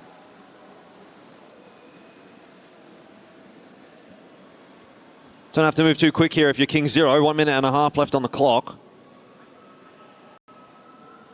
It's going to start to make their way in the direction of B, but still looking to clear out middle to begin with. Not sure about this. Challenging Xiao. On a line like this, you're liable to lose a couple of players. There's 9U already having fallen. Leah comes across to set that crossfire up, and this is exactly how the double sniper setup's supposed to work. BaiSha showing KINGZERO how it's done. I'm just so in awe with how efficient they are. Obviously, you got a quick scope, almost like pre-fire. The players coming around the corner, but Leah, so decisive on it. Hang on. Ice has made this possible. The difficulty is the bomb, but maybe YDSS isn't ready for Ice. That's a lot of damage, but it's still a 1 versus 1. How many clutches is N9 gonna win to bail out BaiSha? Gets another scream in the ear from the coach. That has to be the 4th one. That has to be the 4th clutch that he's won in this map. Yeah. 9's good for it. Good start there from Xiao and Leah, though. It does have to be said. It was always going to be tough to pull that round back as KINGZERO. Long control, name of the game for BaiSha in this round, but that might be the wrong call. KINGZERO, a lot of util dumped over towards B. It's going to prompt out a bit of counter util from BaiSha, but no commitment here from KINGZERO, and 577 has accelerated through the map. He could just tuck himself in the corner here. Wait and see if there's going to be any rotation coming through. XN plays a dangerous game, but he catches 577. Now it's on Xiao to try to hold on to this one alongside YDSS. Spray coming through, not going to be enough. A pretty strange round, actually, I'd say, all things considered, but KINGZERO will be happy with a strange round if it means a round win. Oh, hang on. Hang on just a second. Because Probably yes, not. yeah, I know, 1v4, but that's a lot of damage. And 9, now just taking a risk. Working his way through the smoke. Is he able to isolate a kill? No, he's not. Yeah, that round was very difficult to keep track of. Like, I got completely lost in the source of what was going on there because you've got players pushing A. You've got a guy that's already just in the BL spawn after like 10 seconds. You've then got all the utility being dumped by KINGZERO over at B. You then got the rotates being prompted by BaiSha. Yep. There was so many moving parts there, and yet somehow it's just fine. So you take that every day of the week. If you're KINGZERO, they still need 5 on the bounce. That's going to be very tricky. But with Tong finding opening picks, maybe it gets a little bit easier. Long way to go for KINGZERO before they really are able to sink their teeth into this map, though. You know, this is more about recovery and just building a platform to launch off of than anything else. They need to kind of get this to sort of 7 or 8 rounds before they can even really start thinking about trying to win this map. That is a long road ahead. You're right in saying that a 4-on-5 is going to be helpful for them. They take that long control with relative ease. BaiSha, in response, are going to send 577 looking down short. Does not really see a whole lot. So you'd be inferring from this that there might be a bit of a setup on long, having heard all that util get popped over towards A as well. But nothing you can really do about it as BaiSha. When you're down on numbers, you have to have a hole somewhere in the defense. Great shot. Great shot from Lear, though. and that is going to equalize the numbers. Not for Only long. for a moment, yeah. 9U able to get the kill back, N9 trying to find YF. Meanwhile, that C4 does get punched in on this A-bomb site. N9 now trying to close the gap. A number of players in towards this spawn area, and you got YDSS on a long lurk. Leah hoping for a chance, but taken away from him. There's a massive fight here between YDSS and 9U, and 9U does the smart thing and just gets out of dodge. Look in the HUD as well. There's been a timeout that got called by BaiSha after the opening pick. YF is just delivering on all fronts, lives on 2 HP, able to hit continuous headshots, and KINGZERO, they're not out of this competition just yet when it comes to Black Widow, but the scoreline still looks and feels a little bit cosmetic than competitive. Yeah, 100%, but you can kind of tell that it is maybe starting to get worrisome for BaiSha here. A couple of rounds in a row for KINGZERO. You get the tag timeout through from BaiSha. Zemo, the coach, wants to have a bit of a chat with the team and say, let's lock it in here. So what are they going to end up doing to try to close this one out? It's definitely not got to the point where it's too concerning just yet for BaiSha, but it very quickly can go in that direction. If it were not for maybe a couple of nice clutches, this could be a much closer map. And I think, again, you know, we'll probably get to the end of this and KINGZERO are going to look at it and say, we could have got a lot more done there. Yep. We just needed a little bit better of a first half, because they're looking okay. They're actually looking quite decent here in the second. Just have they given themselves enough room to work with? My gut feeling is no. My gut feeling is that they don't make this recovery happen, and then we do go through to a third at a 1-1 scoreline. I think the conversation changes, actually, for this Black Widow right now. Now, the more that I think about it, I think it's gone from BaiSha are back, they're looking really dominant, they've really found their form. Now the scoreline creeps in closer together, I'd actually say I think KINGZERO have been unfortunate. I think if BaiSha go on to win Black Widow, right, N9 is the sole reason why that has happened. And sure, there's been good moments from other players out of BaiSha, but the amount of clutches, the amount of high impact this individual has delivered right now in this semi-final, that is the only reason why this scoreline isn't even potentially more lopsided for KINGZERO. It has to be 3 or 4 rounds that he won single-handedly. Yeah. I mean, not to mention the impact outside of the clutches. He's 18 and 9, you know, so he's been putting numbers up too. But either way, back in for round number 15, and the change-up is there for BaiSha. They've taken long control and they've installed 577 in the barracks to hold on to that solo. Has cost them 3 smokes. It's quite a hefty investment. Maybe 577 can make good use of this position. If he decides to go for a push on the right timing, he'll get tons of info. Leah just looks at B. It's actually AG.AL that now moves over to B with 577.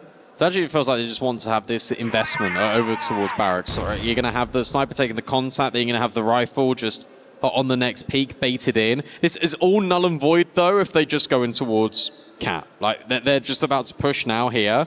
N9, a lot of responsibility.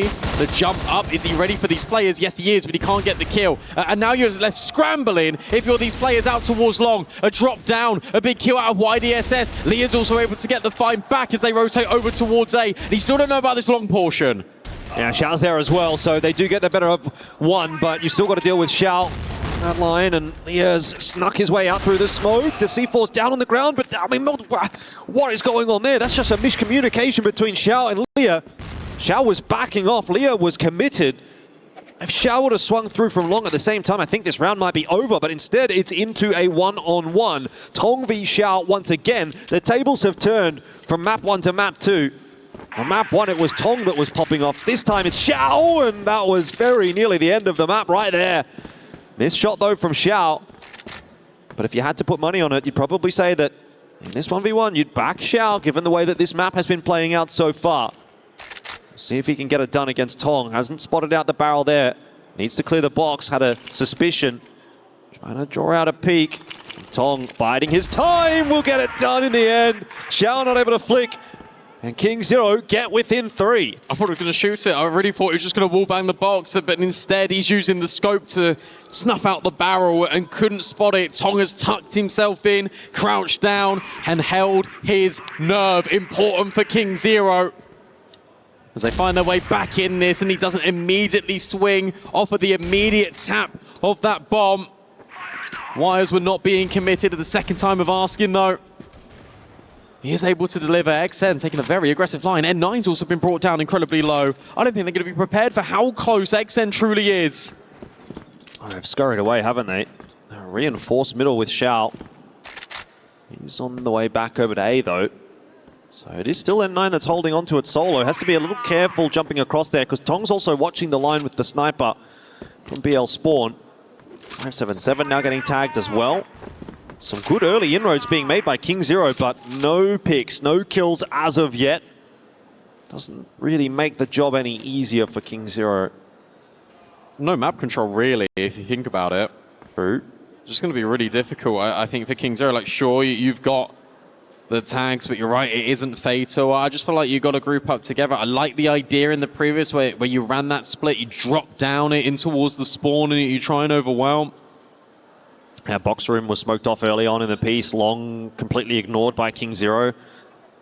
They don't have that much map control, you're right, and they're just going to decide, well, just going to try and push our way up through short. Got any good flashes here, KINGZERO? It's a question, I think, as well, of whether or not Xiao connects on his opening shot or two. You've got Leah here as well. It's the double sniper setup again to hold on to A, which is pretty standard, but you need to be connecting. There's only the one, and immediately Leah is dropped as well. Now N9 looking to come into play, rotating through. 577 catches XN as he jumps unnecessarily. Plan on offer, but BaiSha have the player advantage here in the post plan. They do, but they don't have the health. That is the key detail. It might not matter, though. N9 already on the flank, and it's using his low HP to good effect. It falls to Ice. It falls to the Prodigy, but he gets completely blindsided by YDSS on the off angle. It takes BaiSha an awfully long time to close their map set of Widow, but they are able to get it done. 10-6 on Black Widow. And BaiSha, they've got to be sparing their blushes. Yeah, and once again, we will not be getting a clean sweep in any of these series between KINGZERO and BaiSha. It just does not seem to happen in the best of fives. Obviously, earlier on at EWC, we also saw it go 2-1 favoring KINGZERO, and I imagine we are very much going to be going the distance again today. That is us done and dusted for the first couple of maps, but we've still got a potential 3 to go, so it'll be Eagle Eye up next.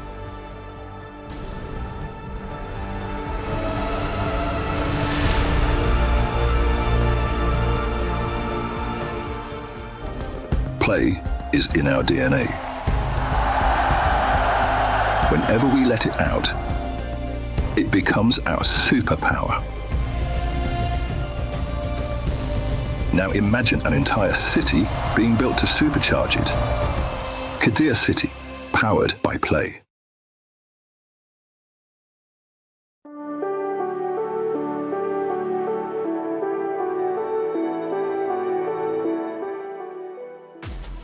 For anyone thinking KINGZERO was going to make this look easy, I've got news for you. BaiSha is willing to fight till the very end. I guarantee you, we're going to a Game 5 already. I feel it in my bones. These two teams wouldn't have it any other way. Hey, welcome back into the Allianz Vault. I'm Taylor Reflections Noble, joined by Sneaky Frog and Lucy. 2 maps down, all tied up 1-1. Yeah, and already we are seeing BaiSha coming back into the fray, and we already pointed out that Xiao Xiao's lack of performance in map number 1, he definitely made it up for map number 2, and it seems like the rest of the team, you know, it's still a bit slow for the other 3 members, but it seems like N9 and Xiao is finally locked in. Yeah, what a different looking team when you have these 2 stars online. N9 you can always rely upon. Obviously, he just came through and played a fantastic set, but yeah, AG.AL definitely the star in that first half for sure. So much impact he was having with that sniper, and Tong was still having a fair bit of presence, like he didn't fall off, but I think the biggest struggle here for KINGZERO has been these GR sides. It just feels like they give way too much respect to BaiSha, and BaiSha's just able to do whatever they want. We saw them just waltzing into B with these splits. There was no challenge, and they were just getting overwhelmed.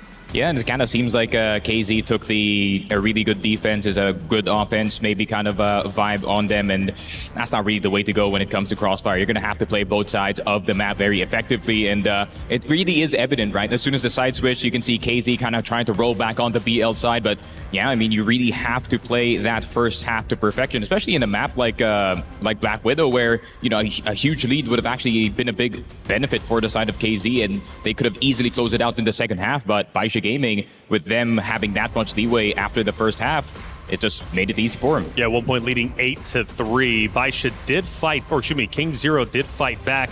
Managed to, I believe, get it up to 6, but that was going to be the end of it. There's a lot of stress on that stage. You could tell BaiSha was winning at that point, and they're still rubbing the eyes. This is going to be a long day. Yeah, this is a lot closer as well than the last time Black Widow was played. Mentioned that was a bit of a stomp out, 10-4. And that was when N9 won by time, and he just died. So Coach gives a little thumbs up. They know, yeah, you've got it. Don't worry, the time's on your side. And N9's clutches, I mean, he got, what, that 1v2? I think he ended up with 3 or 4 across the map. It was brilliant. We're always talking about him. Let's bring him back up into the fold. N9 had a phenomenal game on Black Widow, dropping nukes, dropping bombs. We pointed out Xiao, but Xiao did his job, and N9 did it even better. Yeah, and then this is what we expect from one of the greatest players of all time. It's the fact that he is still playing at this level is such a crazy statement for him. But at the same time, N9, he's going to have to activate for the rest of the team as well. Since 577 is kind of still struggling to look for his footing, and YDSS as well. Granted, YDSS, he had some rounds where he had some massive impact for the team. In terms of the bulk of the fragging, N9 is still going to be doing it. Yeah, and it wasn't as big a deal here that you didn't have those other players online around him. Obviously, we did get that on map 1. It was only the sniper missing, so it was fine just because they had such a dominant scoreline. And yeah, I mean, N9, I think he finished with like, what, 20 odd kills, like a superb performance. And you can tell that he didn't like the way that first map played out, and he really stepped it up a gear here. Yeah, N9's going to will any win into existence, right? That's just the kind of player that he is, the lineage that he has. I mean, it's sensational. He's been one of the biggest talking points when it comes to BaiSha, but also our tournament, the only trophy he has yet to win. You mentioned 20, that was 16 there, and the celebrations are real. You know, N9, such an integral part to the BaiSha roster, not only as a leader, not only because of his lineage, but also because of his stats. I mean, when he brings the energy, he brings it very, very well. 2 KD, that's impressive. Yeah, but at the same time, the almost guaranteed kill per round really just shows how good of a rifler N9 is, right? Giving opportunities for his team while leading them on the calls as well is nothing short of impressive. Yeah, these sort of stats as a rifler in particular are really impressive, right? The KD, because you're someone that's really getting up in the fray. You're in these positions where you have to be going for a lot of these fights. You know, you see these sort of KDs on snipers pretty commonly, but 2.0 is very impressive for a rifler. Absolutely the case. Esports World Cup, it's well underway. In fact, we're in our final week. Only a couple of games remain. That includes CROSSFIRE in the Allianz Vault. But previous years have been fantastic. The stories are rich, and Level Up Season 2's got you covered. A lot of people are haunted by their past. I'm inspired by it. They're not just playing for themselves, they're really playing for their entire family. They have defeated their demons!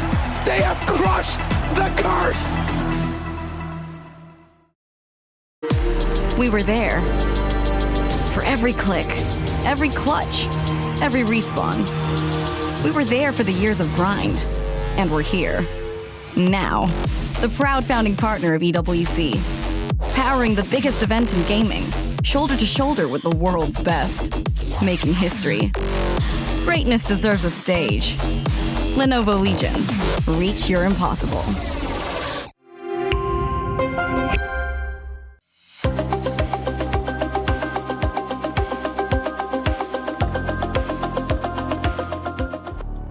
We've seen Ankara, we've seen Black Widow. Now it's time to head into map 3, Eagle Eye. This is going to be a big game for both of the rosters. Since you're tied up 1-1, you always want to be the team who has the 2-1 lead, right? Because that means you're 1 game away from securing the series. And at this late stage, day 4, when it comes to CROSSFIRE at the Esports World Cup in Paris, France, that means you're now 1 game away from punching your ticket into the finals. Yeah, and especially with a map like Eagle Eye 2.0, I'm actually thinking that how is BaiSha going to cope with the smaller size of the map, because KZ is not going to be afraid to just run at you and actually duel you every single time.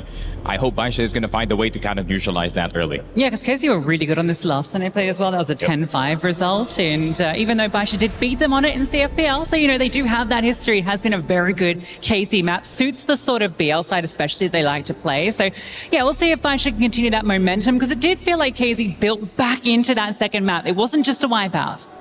A lot of rich stories here. N9, on the other side, you've got Ice. They both battle against each other. Tong continuing to snipe as well as he is, locking down the lanes, putting the pressure on Xiao. Xiao stepped it up in game 2. Nice to see. Hopefully he can remain consistent. If he doesn't, N9 is there to pick up the slack, but he can only do so much, but the consistency from him is truly impressive. I think game number 1, picking up 15 eliminations, getting 20 in the second.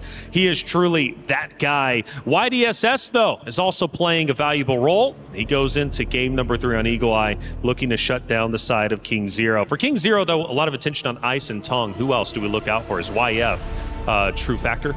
Yeah, I think YF's going to be a really good factor as well in the map like Eagle Eye, because the snipers are going to be very important, especially anchoring the A and the B side, but at the same time for the BL side, the openings towards Hotel and the openings towards the mid and the A side is going to be on their shoulders as well. So the snipers are going to have a lot of responsibility. Yeah, we put a lot of focus on Ice, but I want to also just mention 9U as well, right? Because, we've seen across both the sets played so far, he's had a bit of a slow start. I think he really did warm up into Ankara, but wasn't really a big factor on Black Widow, and this is a map where, again, him and Ice are a really important combo. When we go into Eagle Eye, though, BaiSha, KINGZERO, who do you favor?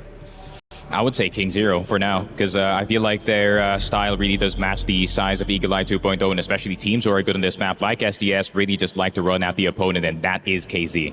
And we've talked a lot about N9 chasing this EWC title, putting that under his belt, but we should be talking about KZ as well, right? It's a team that's never achieved an S-tier title. That's something that they want to have next to their name for their organization, for these players. So there's a lot of different stories, and that's one that we really need to touch on. For KZ, Glory is very close. Glory is close, but who's going to be the first one to be one map away from moving into the finals? Will it be KINGZERO? Will it be BaiSha? They're both deadlocked 1-1, and only one can move forward to the grand finals to lift the trophy. Let's head into Eagle Eye between BaiSha and KINGZERO. We are eagle-eyed and tunnel-visioned in on our third map here in the semi-final. It's Eagle Eye 2.0 between KINGZERO-eSports and BaiSha Gaming. And here we have BaiSha already on the GR side, and there's a lot of nades going over the top early for KINGZERO. Not a whole lot happening though. No damage done actually courtesy of those grenades. There is going to be a bit of space taken by N9 in Hotel. KINGZERO just going to be loitering around in middle. I would actually consider this to be quite a reserved start to the map, given the start that we had to Ankara and Black Widow, but it is BaiSha on the defense and KINGZERO on the attack. Typically, we've been starting with BaiSha on the attack, and that's why the pace has been a little bit more so there. As we've stated earlier, KINGZERO like to take a bit of a slower approach on this BL side, and once again we're getting that. Not even really looking to take any map control at the start of this round. I think they're hoping maybe BaiSha's going to come to them, but sooner or later, push is going to come to shove, and so they are going to start to have to probe their way forward. Smoke in for that A site. But KINGZERO, as of yet, not game to pull the trigger. Nice nade. That's a really cool nade onto YF. Yeah, they're doing their, I think, framework here, BaiSha. They're just going through the motions. At this time, we're going to throw this nade, and then therefore we're going to expect this reaction, and that's why AG.AL has just dropped the HE over the top and towards middle. Unfortunately, they were there, but they weren't there, if that makes sense. A little bit more passive out of KINGZERO. 1 minute left. And again, we're still lacking map control here. And that means you're going to go into a bomb site blind, without info. And this is going to be great for BaiSha. Like, they're all going to be here. They're all going to know what's going on. But if 9U can just hit an entry, that's all null and void. How about that then? Instead, XN will. Yeah, it's over towards the A site though, and the pressure's kind of headed in the direction of B. In the end, they do opt to make that transition back across to A. They completely give up control of middle, and Leo will spot them early. So this has gone very wrong for KINGZERO. They just get deleted. Oh, that's an awkward call from them, and you're exactly right in saying they just don't have the info. I mean, they get a nice entry, but BaiSha trading it out quickly enough and recognizing the situation.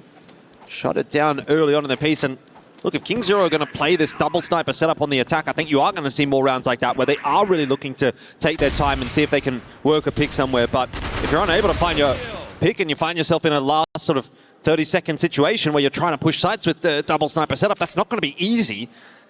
And indeed, it's gone wrong for KINGZERO. So BaiSha on the board early. Every single map has started with a BaiSha 1-0. Look at this. This is a lot more aggressive out of YF with the sniper, let me tell you. As soon as I say that, he leaves. But the idea, the intent was there, just couldn't find the opener, didn't want to give up his life. Meanwhile, N9 is now being even more aggressive outside Hotel. This is the playstyle that you come to learn and love for N9. Always seems to hit these timings. Ice is being tasked with dealing with him as he just holds deep in towards the BL spawn.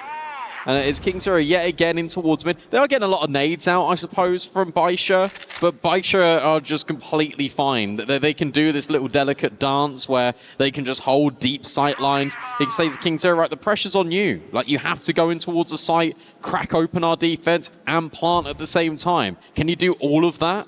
Potentially not. But another opening kill will hit the fold. 577 dropped early. This one a little bit more impactful. You'd think that's going to completely open up the B side of the map. BaiSha look like they're just going to take the risk that maybe KINGZERO won't use that and keep the stack towards A. They didn't last time, to be fair. Which right now is looking like a pretty good idea. Xiao can't miss that shot, though. That's criminal. But N9 making amends for it. A 3-player spray down is huge. Gets back out alive as well. Wants to re-challenge Tong. He's feeling it. Big spray through the box. Easy does it for N9. If he is activated in this semi-final, well, it might be curtains for KINGZERO. And what we saw on Black Widow going now into Eagle-Eye here, it might be bad news indeed. They're going to call a timeout early.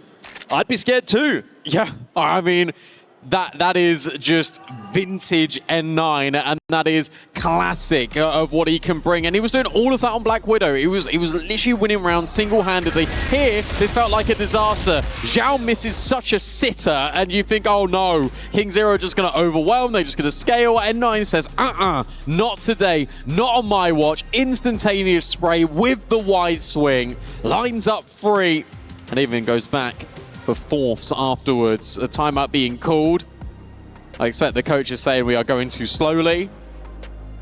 I know Eagle-Eye is one of those maps for snipers. Already had that conversation about Black Widow as well, but this is a map that truly lends itself to the sniping abilities.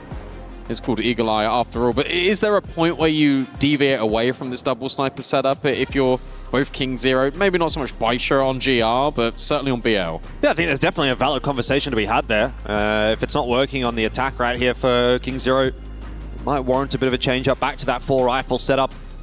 To me, it would seem a little bit early to go back on your initial game plan. I think you probably do give it another couple of rounds here. I mean, whether or not we'll see that out of the tactical pause does still remain to be seen. But I think if you've come in with a plan, you probably don't just chuck it out after 2 bad rounds.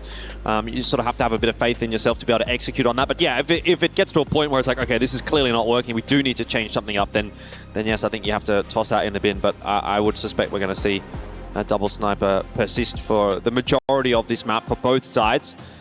We're getting back into it in just a second here. KINGZERO again maintaining the double sniper setup. Way up there with the secondary ready to go. So that at least was not the conversation in the attack timeout. I think you learned a lot from that round actually though, if you're KINGZERO. Because what did you learn? That they're being really aggressive towards Hotel.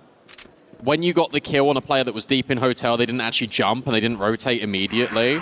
Maybe that is something to exploit. Maybe you can actually just try and take the space, and BaiSha are going to be slow on the rotate. It's a lot of speculation. It's a lot to figure out. The only way you can figure that out is by getting the opening kill and then seeing what the map control looks like afterwards. It's similar opening for YF as he takes these control towards the stairs.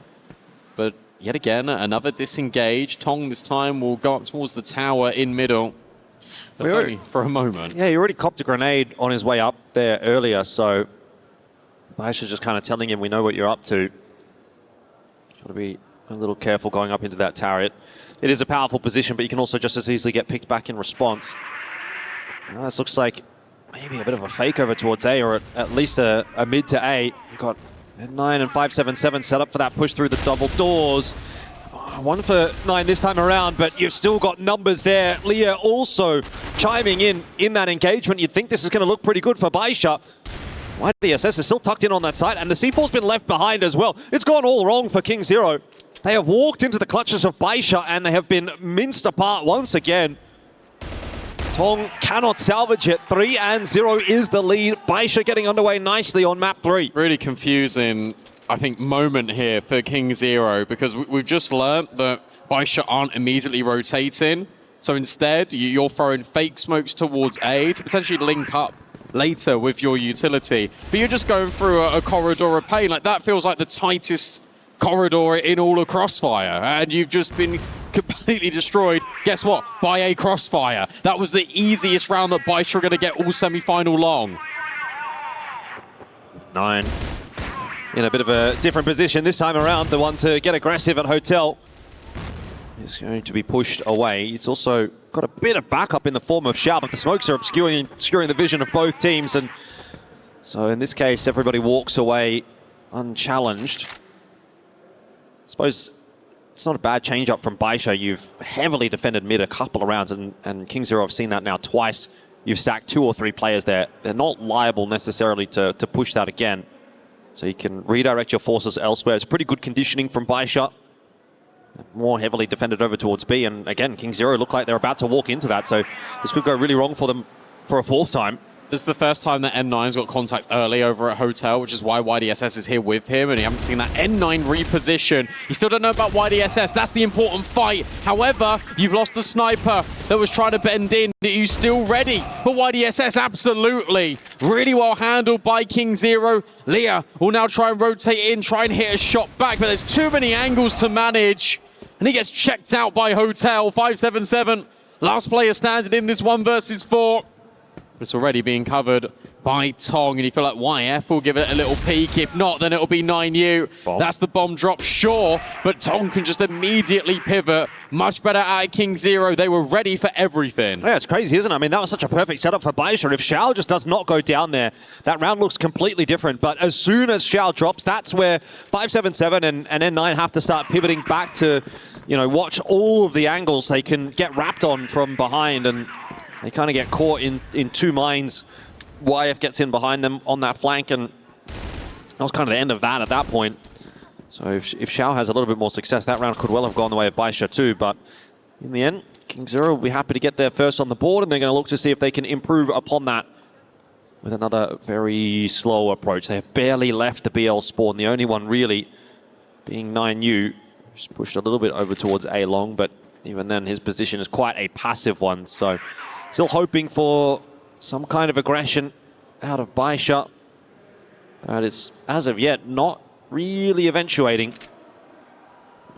I don't think you're going to get it yet, because you technically were aggressive in towards Hotel, and that went a bit pear-shaped. So I think BaiSha are going to be a lot more diligent in this round. They're just dropping those nades in towards mid. As soon as I say that, though, we are getting the fight in towards mid. N9 overwhelmed, and then the rest of BaiSha will follow suit. Brilliant openings from KINGZERO, 577, and Zhao now trying to recover in this 2 versus 5. Immediate kill back for Zhao, 577, completely isolated, but Zhao, to be fair to him, he is on the way. They're going to group together. That's kind of a strange push from BaiSha, isn't it? Hasn't worked out, but 2v4, not impossible. 577 looking to clear out A long. Does not spot much there. And KINGZERO again biding their time with over, well, I mean, it was at one point just about a minute on the clock. Now less than that, of course, but really making BaiSha think. 577. Oh, he's spotted Tong. Now he's going to bring across the rest of the forces as well to reinforce, and that is easily done in the end. KINGZERO not messing about. Go down 0 and 3, but now starting to put things back together. 1 step at a time. Yeah, that was like a rush of blood to the head there for BaiSha. As soon as I said, I don't think they're going to be peaking anymore, and 9 says, well, hang on, actually, me and YDSS are going to go on a little bit of a solo mission. Double push it in towards middle. You've then got a player that is slightly delayed, but the result is still exactly the same. KINGZERO now taking aggressive space in towards Hotel very early on in this round. Zhao prepared as he just holds a pixel. This is quite tough, though, because if they peek from Hotel, he's surely destined for failure. But they're not going to go there just yet. This is the KINGZERO methodology on the Blacklist side. It is slow and steady, and they're hoping they can win the race in this marathon of a best of 5.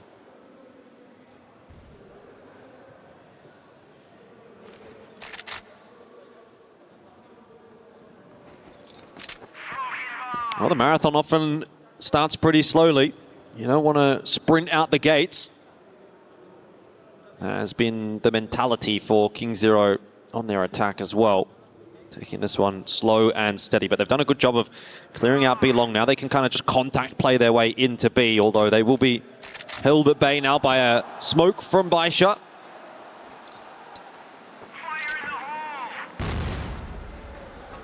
Good layering of util from BaiSha as well, just to keep KINGZERO waiting. Oh, where did that come from? Yeah, I'm not sure where that's come from. Oh, it's come from tower. Awesome fight. And that's going to get you a little bit stressed, because remember, like, BaiSha have been smoking off really close. So they're expecting KINGZERO to be right there. Instead, they've reset the situation. They're going back in towards mid. They're regrouping with Tong. And now they're going to backstab. AG.AL ready. Immediate swivel. Able to make this an even gunfight. And now with 35 seconds left, the only way forward for KINGZERO is in towards A. But AG.AL's got other plans. Big nade onto Ice as well. Player advantage maintained for BaiSha. Yeah, BaiSha just happened to play for the retake now with that 4-on-3. They know that they've lost control of A. That's not going down quickly here for KINGZERO. They're still worried about a potential player floating around. Maybe somebody in tower. It's going to unfortunately compound the issues as 9 is given time to work. Yes, he'll be traded back down, but a 3-on-2 is about as good as a 4-on-3 as far as BaiSha are concerned. Eventually, plant does go down, and now time's starting to work against BaiSha, so they will have to quicken their pace. AG.AL here just watching for a potential push away from that site, and does fall. KINGZERO doing a pretty good job of isolating some of these fights. Some more damage done to YDSS. This could get awkward for BaiSha, particularly if Leo can't cross. However, he doesn't need to cross if he just hits his shots, and that's exactly what will happen. BaiSha are up to 4. I was a little bit concerned there with that double sniper retake there. I was thinking maybe he can actually go to a rifle. No, he doesn't. He just hits instant shots. That's a shame for KINGZERO, because as you say, they did a really good job at isolating those peaks. They were really pushing BaiSha back so consistently. AG.AL does brilliantly with the double. Then it's Leo with a double of his own, and that has to be the most impactful moment here for BaiSha on AG.AL 2.0. YF still leading the charge here, and 9U's got good angles in towards mid. Having a little bit of a look deep in towards the middle of the map, not seeing anything, and it's this familiar setup. AG.AL and 9 waiting for KINGZERO over at B.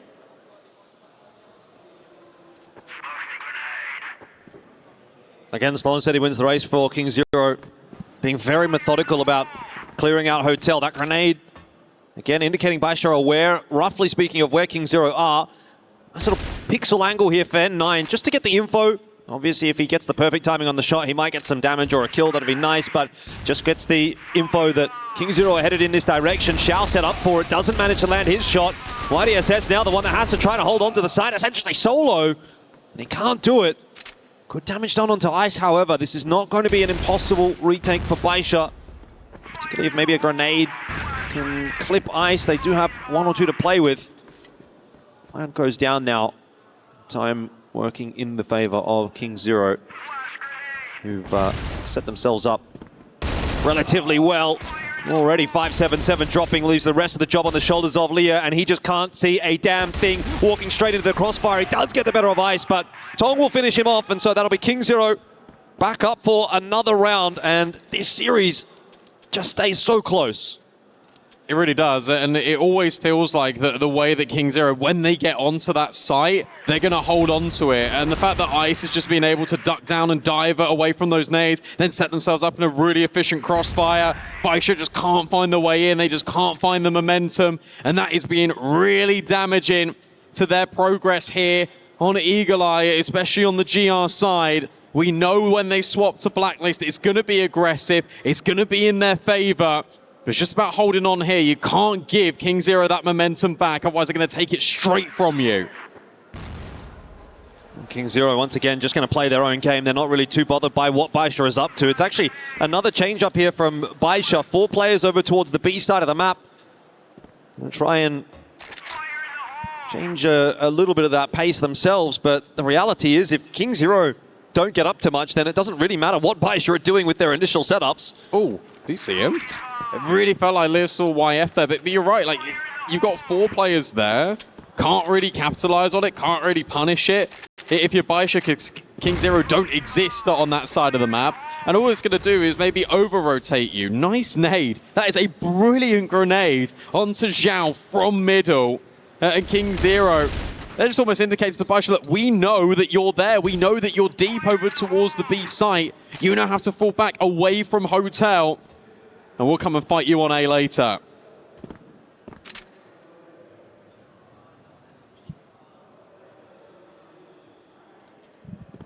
Less than a minute on the clock. Where's the map control right now for KINGZERO? They've got nothing. I mean, they got the bottom of A long, which is pretty much what's given to you as that BL side. So this could go wrong very quickly, particularly now with that opening kill coming through from Leah. And even still, KINGZERO not going to pick the pace up. I think BaiSha have kind of already won this round. We'll see what KINGZERO can do on the entry. It's going to need to be extremely clean into this A site. They've got the smokes up, but they'll be fading. And that bomb still needs to be retrieved. You're exactly right. I mean, this round is just an absolute nothing round from KINGZERO. I have to look at that and wonder what on earth was the plan. We're taking a timeout for like 2 minutes just to talk about things. I'm not sure. That was one of those maybe where you're so locked in the moment and you feel like, okay, we are going to just be passive. We're then going to do the timings of the grenades. We're going to force you back. And then we're going to go into the bomb site. And then you look up at the timer and you've completely lost track of it. No one was aware that there was 30 seconds left. The first contact, I think, came in from Leah onto Tong at the 45-second mark. And from there, no one does anything. You're right, that was a complete non-factor of a round from KINGZERO. And you're hoping that that was just a lapse in concentration in map 3. And we can forget about it and move on. Because we need to move on quite quick, because that was incredibly slow. That's another good start from Leah. Same story, but this time happens a little bit earlier on in the round. KINGZERO, they're trying to pick the pace up, and I don't necessarily hate them for that, but it has just completely blown up in their face. You've got aggression out in middle as well there from BaiSha. Forced to fall to his death. A big round for BaiSha. They recognize that at the end of that first half. 6-3 is going to be a very good scoreline for them, so quite a cheer. Momentum is with BaiSha. In this tournament, I hadn't seen any gravity kills. So we've had 2 falls to the wayside, to the death, in 3 maps. Happens more often than you'd think, I will say. It's just funny that it happened twice. Sad for YF. Aggression out of BaiSha. We knew this was coming, that they're straight in towards the middle of the map, and they're holding no prisoners. 577 ready to go in the stroke point immediately alongside N9. And N9, you know, is going to lead his troops in there. Did kind of anticipate that we might actually get to see a little bit of a faster round out here from BaiSha to start the second half off. That has typically been their modus operandi, but not going to be the case this time around. It's very much taking a leaf out of KINGZERO's book, setting up default in middle. 1 player over to watch A long. And that's about it. Not too game to contest B long or Hotel. Smoke's in their way anyway. Just layer those smokes over towards the A side of the map. You can do a lot with this. You could go A. Could also go mid to B. Just going through onto A. I think it's going to keep those players honest. They're not going to rotate across. It is indeed going to be a mid to B. They might catch YF in transition. Seems like he's the only one catching anybody in the end. A 1-for-1 on his behalf, but Ice still chiming in. And now an important kill for XN. The plan does go down for BaiSha. If it goes the other way, it would be 3-on-3, but BaiSha now find themselves in a 4-on-1. Leah has just gone on a massive jump. He's taking a big risk here, but you know what? In a 1v4, might as well try it. And that's exactly where it could have come together. 9U on a sliver of HP will not get it done. Or rather, will get it done, actually. KINGZERO will be the ones to get it done. BaiSha 6-4, but yeah, interesting first round. A little bit in the strat book there, obviously, for BaiSha. That was a lot of smoke and mirrors to actually then go towards the B bomb site in the first place. Got to really give a lot of credit to Ice in that round because he takes the deep control into Hotel. He holds that position, holds that map control there for KINGZERO. And then BaiSha know that they've completely left this portion of the map open, so they go and search for him. What does that do? Create 1v1s. What do you want to do in that situation if you're KINGZERO? Find 1v1s, and you want Ice to be the guy to do so. So they do really well there. And I think BaiSha, they make mistakes by getting a little bit too complicated. That round felt like it was something that works well in theory, but in practice and in scrims potentially will work maybe like 1 out of 4 or 5 times. It's not the most ideal start to life here on the Blacklist side of Eagle-Eye 2.0, but they're still going to group. They're going to go together. KINGZERO do like to employ this free-player lean on the A-bomb site, and Tong's been dispatched off early. N9 now trying to close the gap. 9U is just behind the box, and he's been overwhelmed. 577 has now seen XN. YF, the cavalry, is starting to arrive. It's him doing everything with XN, and now it's all up to Leah. Pistol drawn, but close corner, tucked and noted. Well done from YF. He bails out XN and KINGZERO. Pretty good flood coming through from KINGZERO in that round. It was looking a little bit doomed. I actually thought that BaiSha had the space that they needed, but just, I think, needed that one more kill that was going to allow them to actually take control of the site. And YF's shot in there onto 577, proving to be the difference maker. That didn't quite give BaiSha the space that they needed. And KINGZERO mounting this comeback, beginning the half with a couple of rounds in a row. 6-5 scoreline deficit starts to look a lot less threatening than it did at the halftime break. So been a good series so far. 10-8, then 10-6. Again, we're going deep into this map. BaiSha and KINGZERO know one another quite intimately, thanks to their previous matches. It's a very big mind game between these two teams. So no wonder that we have such a slow pace in this map. There's a perfectly timed smoke from YF as well, but BaiSha decide to commit through it, and they just immediately lose a couple. Thought they had a timing. Clearly, they did not. And they're still going to try to go. YF will miss himself a sitter. That might start to turn this back on its head, but even still, a 2v4, if they do get that plant down, is not an easy task. He needs to get the bomb down. That's the issue right now. He needs to plant. Lear will. And he'll plant for YDSS as well. Well, they had the time in through that smoke. Instead, it was the timeout. Immediately being called by the coach as soon as they lost those opening couple of kills. YDSS now searching for an opportunity, now hoping he can find a frag. It's actually going to be Tong on the lurk, but Lear has found ice in the meanwhile. YDSS going all the way around the world. Bomb not being defused, and you're right, it's not even planted for him, so they might not be expecting him. YDSS, he's found all the kills, and Lear will chime in with another. BaiSha win around out of nothing. Well, that's what I'm talking about. You just need a little bit of individual brilliance, and BaiSha claimed themselves around. Now, they had called a TAC timeout prior to seeing that round play out. They might like to have that back now that they've got that 7-5 advantage, but you can't do that. You have to take the timeout once it's been called, and so BaiSha have a minute and a half to think.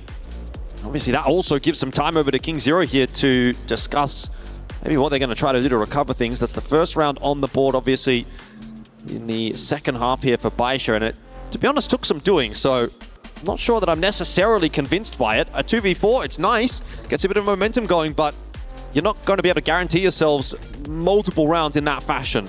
And we're going to need to see a little bit more here from BaiSha before we really lock them in as the team to walk away with the win here on Eagle-Eye.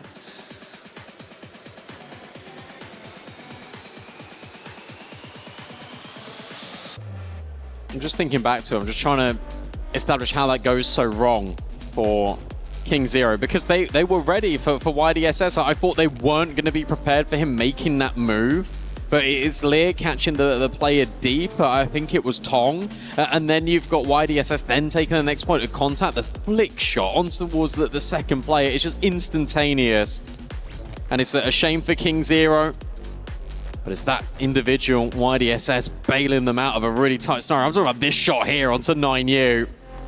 Absolutely bonkers. That's how much it means to BaiSha. They know how important that round was, because you're right, they called a timeout because they thought that they weren't winning that round. Instead, it is individual brilliance to get them out of a tight jam, and they know that if they take Eagle-Eye 2.0, New Mexico, they're heavy favorites.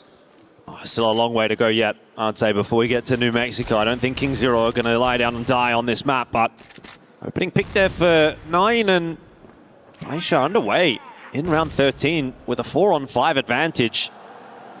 It's going to prompt a bit more of a risky push out from KINGZERO. 9U taking the opportunity to just push his way down long. Hasn't seen anything, and so KINGZERO will gamble that BaiSha are headed in the direction of B.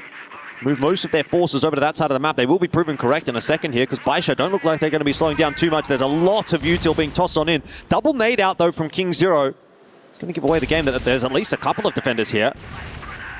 Full rotate coming across, in fact, from KINGZERO. So there's going to be 4 players to defend, but 9 gets in behind. Somehow only going to be good for 1 from that position, but I think the damage is done anyway. YF alone doesn't quite spot YDSS out there quickly enough to get the shot through, but that's a good flick. Surely not. A 1v3 with 5 HP for YF. That would be an absolute miracle from his behalf. It's been smoked off. Creeping his way forward, and Xiao will spot him out. BaiSha are up to 8.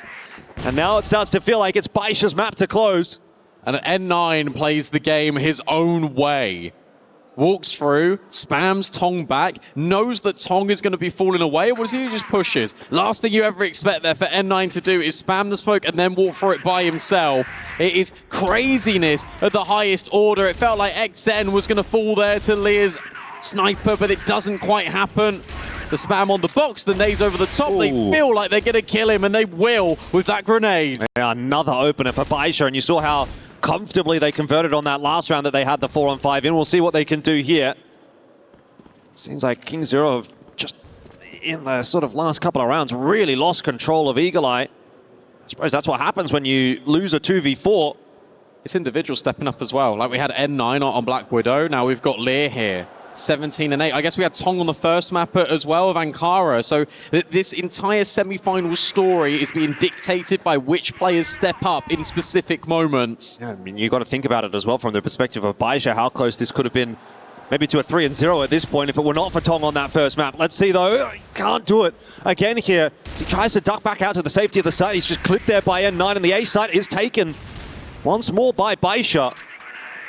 4v2, KINGZERO would have to win their own insane clutch to keep this map alive. We've got a shower as well, set up a tower, it just makes matters so much more difficult. You can't rotate through middle at all, and he's going to spot Ice out in the back, finish him off. 9-5, 1 round required for BaiSha to finish this off and push us through to that New Mexico with a 2-1 advantage. And look at how emphatic it is as well. Like, once they won that 2 versus 4, every round has been dominant. Every round has been in BaiSha's control. And this is the experience on the stage too, that this is the legacy players that have done it so many times over. They understand what it means to be here. And they know how important this map is. Ice has been spotted, but has also been clipped down to half HP. So too of N9, it just feels like these two keep mirroring each other. As we dive further deeper into this best of 5, Ice still wants to search. I kind of like how aggressive he's being, especially when you've got these players pushing mid at the same time for KINGZERO. Yeah, KINGZERO have actually taken a lot of map control in this round. They know exactly what's going on here. Pre-rotate a 4th player over for that B defense, and they want to try to play the proactive role this time. Force their way forward in toward Hotel. BaiSha looking to exit. If Tong goes down here, though, that is going to be the jig up, and BaiSha will very quickly go in the direction of A. Already you can start to see KINGZERO trying to scramble their way across. I'm not sure that they're quite going to beat BaiSha to that punch. They won't. Oh, YF gets finished off as well by 577. That's going to make matters worse. This could go all the way for BaiSha now as they just continue to find pick after pick after pick, and KINGZERO have nothing in the round until finally Ice strikes. But N9 is in behind them. And KINGZERO, unfortunately, you will think he'll have nothing to say here as N9 finishes one more off. It's just XN left alive. He's spotted out as well. 10-5 in the 3rd map there as BaiSha will claim Eagle-Eye, and they make it look easy. It was really impressive, and as soon as that clutch came in, as soon as you get that individual brilliance out of Lear and YDSF, that's as soon as they just take over. They completely take over the rest of that blacklist side. It was effortless in the end from BaiSha, and now they set themselves up brilliantly. Destiny, potentially, to a grand final here at EWC could rest on New Mexico.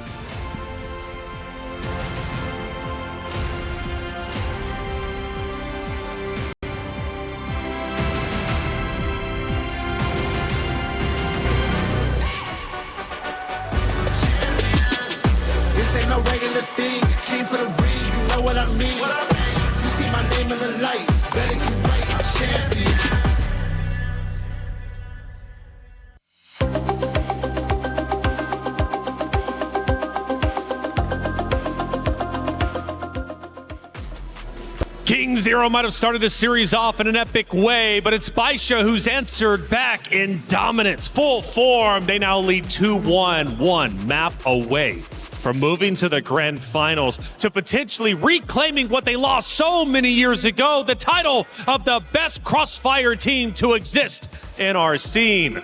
Welcome back to the Allianz Vault. I'm Taylor Reflections Noble, joined by Sneaky Frog and Lucy.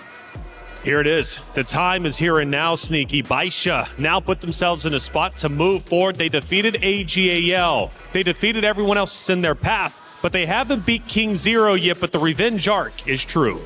Yeah, and then of course looking into this Eagle-I especially, right, we were kind of expecting, some of the other members like Xiao, like N9 to kind of flourish, which they did still. Xiao had some choice moments as well for him, but this is the reason why they got Lai on this team. The anchor sniper thriving in this situation and at the same time being just as effective on BL. It was an excellent game that went 15 rounds, but we need to take a particular look at round 12 for many reasons. Yeah, this is the moment that I think that BaiSha had won the map, right? We talk about the impact from there and also from YDSS. This is what we saw on display. It's a 2-on-4 in the post plant. YDSS already gets into this aggressive position and they know exactly how they want to play this. Even though they claim through the hotel side originally, they reposition, they take further control, and then YDSS realizes he's got the round in his hands. He knows he has this flank timing. Lear getting that kill just gives so much room for YDSS to move. He comes through the backside and just they all hit their individual shots perfectly. As B-Dog mentioned, that second shot was a thing of beauty.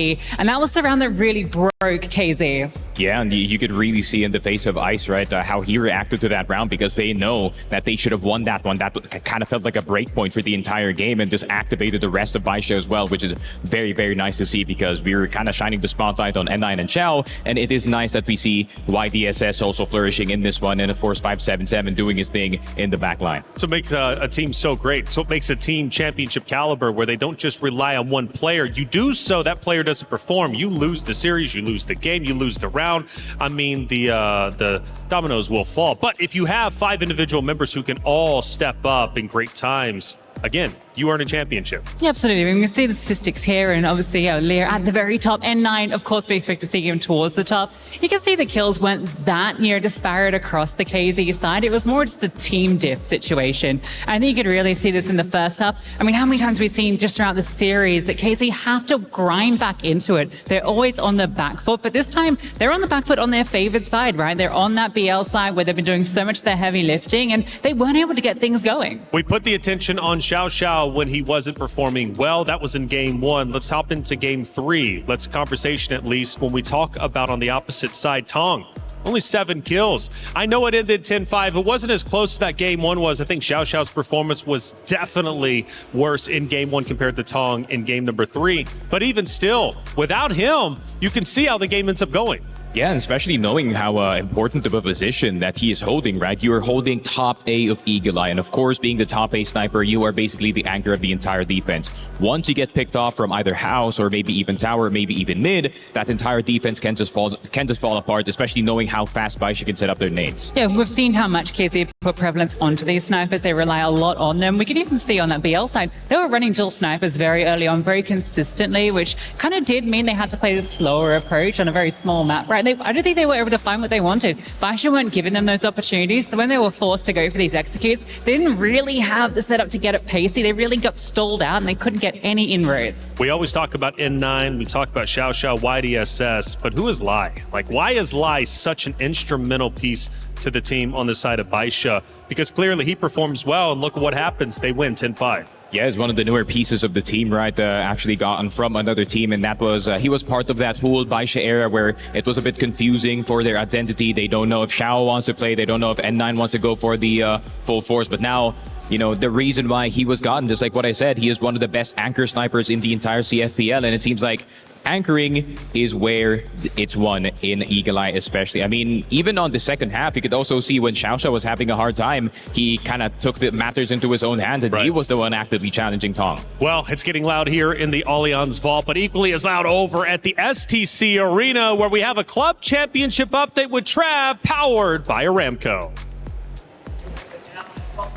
So many of the Club Championship teams have been knocked out of CROSSFIRE, but here in the STC Arena in CS2, still so many storylines still going, Ginny. I would say so many, more like two. We have Vitality and Falcons competing later today. Vitality going up against Spirit, which is going to be an absolute banger of a matchup that you don't want to miss. Falcons going up against Legacy. So, of course, both of these teams need to make it out of quarterfinals to go to the semifinals tomorrow and get as many Club Championship points. But Na'Vi, unfortunately, they did drop out today in the quarters. Yeah, well, unfortunate for Na'Vi, not doing too well on either of our stages, but Vitality still very much alive here, and the same with Falcons in CS2.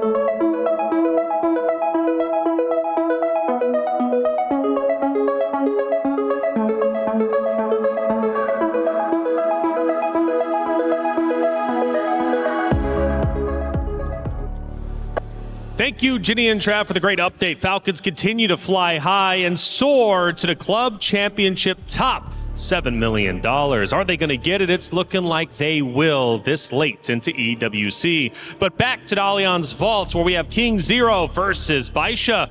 And KINGZERO is knocking on the door of defeat. They're key at risk of being crushed.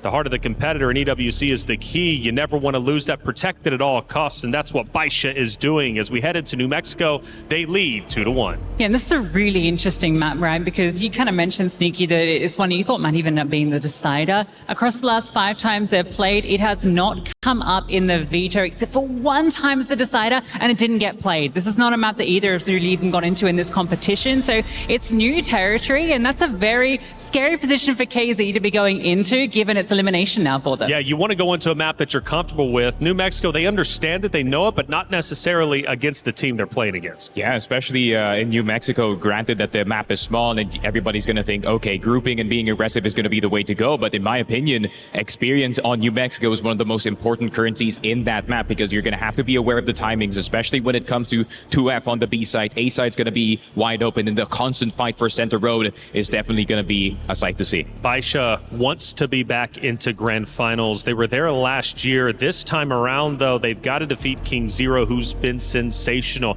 They have yet to take a loss. But also, that just ramps up the pressure for KINGZERO. Now they unfortunately are looking at potentially exiting this tournament, when at one point they were considered the favorite. Yes, the KZ that beat this team already during the group stage. They have that confidence. They know they have the better of them in the head-to-head across the last calendar year. And they're a team that, as we mentioned, they're chasing that first S-tier title to come so close to that final step and not be able to get it over the line. They do not want to be in that position. It's the Allianz Vault, and revenge has been the name of the game here on our stage. And for BaiSha, they're looking to get revenge, but most importantly, they're looking to lift the trophy. The AG.AL is already out. BaiSha took them down out of the competition, which means it's free for the taking, and BaiSha sees their opportunity as they head into New Mexico. Will they close the door on KINGZERO, or will KINGZERO fight back against BaiSha to force a Game 5? Let's send it to the casters to find out. KINGZERO have only lost maps here at EWC to BaiSha Gaming, and now if they lose any of the final 2, New Mexico and Porte, they are eliminated from the competition, and that'll be a bitter pill to swallow. Nades already being dropped down deep here by KINGZERO. They want to take the fight to BaiSha. Yeah, they most certainly do. I think that at the very least, they've got the benefit of starting on the GR side here of New Mexico, which is perhaps the most GR-sided map in the pool. Even still, after the changes from Mexico to New Mexico, it has persisted as a very strong GR side. So we'll see what BaiSha can put together. It is a bold one to pick into, noting that. But again, they'll be feeling confident after coming through with that 2-1 lead. Happy to start things off slowly, as has very much been the case out of this series. Both teams being quite methodical with how they've worked through their BL sides. Happy to just wait that smoke out from KINGZERO in middle. And you can imagine that smoke is going to be refreshed a few times if necessary. But no real pressure being put on from BaiSha so far. XN can just take his time. Just wait to hold this really deep corridor. YF having a little look at as well, but not seeing anything. This is probably the most patient we've seen BaiSha in a hot minute. With Lear starting to make inroads towards A. That bomb currently grouping here doesn't need to be the intended destination here for BaiSha. A minute left, and we might get contact in a second with Ice. Well, maybe with XN as well, as AG.AL is able to draw first blood on the map, and these opening picks are so beneficial on the BL side. Tom going to start to work his way back through, but up close and personal behind this smoke, if he gets swung by many riflers, he's going to be dead. Luckily for him, BaiSha will choose to go elsewhere. You have 9U exploring through alley now as well, late in the round. This actually could be quite a pivotal timing from him. It doesn't look like BaiSha are too interested in keeping an eye on that, so he could be good for a couple. First shots, though, not clean enough. And BaiSha are just waltzing their way through this round in the end. Yeah, this felt really good, but look, you still got Ice, you still got YF here that potentially could do the damage for KINGZERO. Bomb can get planted here by BaiSha, and, well, never mind. YDSS immediately will flank him. YF holding the line with the sniper scope, hoping for an opportunity, but it feels a little bit short-lived, especially with YDSS on the backstab. Not once, but twice in this round. BaiSha, the way that they make their moves over towards the A bomb site, it just felt like nothing KINGZERO could do to stop them. Yeah, the slow and steady winning the race type set up there for BaiSha, finding their picks one by one. KINGZERO unable to do anything about it. So every round that you get on this BL side is like gold, and already a great start for BaiSha. It's going to have KINGZERO scratching their heads. But a big half yet to play, so let's not get too far ahead of ourselves. By the way, 4th map in a row that BaiSha have started with a 1-0 lead. If nothing else, they're consistent. This is quick. Potentially out of Ice. BaiSha are going to not see him for now, and in fact Ice is just going to regroup and be on that A site. And you're right, look, BaiSha have been consistent. They got off to consistent, strong starts. KINGZERO, it always feels like they've had to climb back into these maps.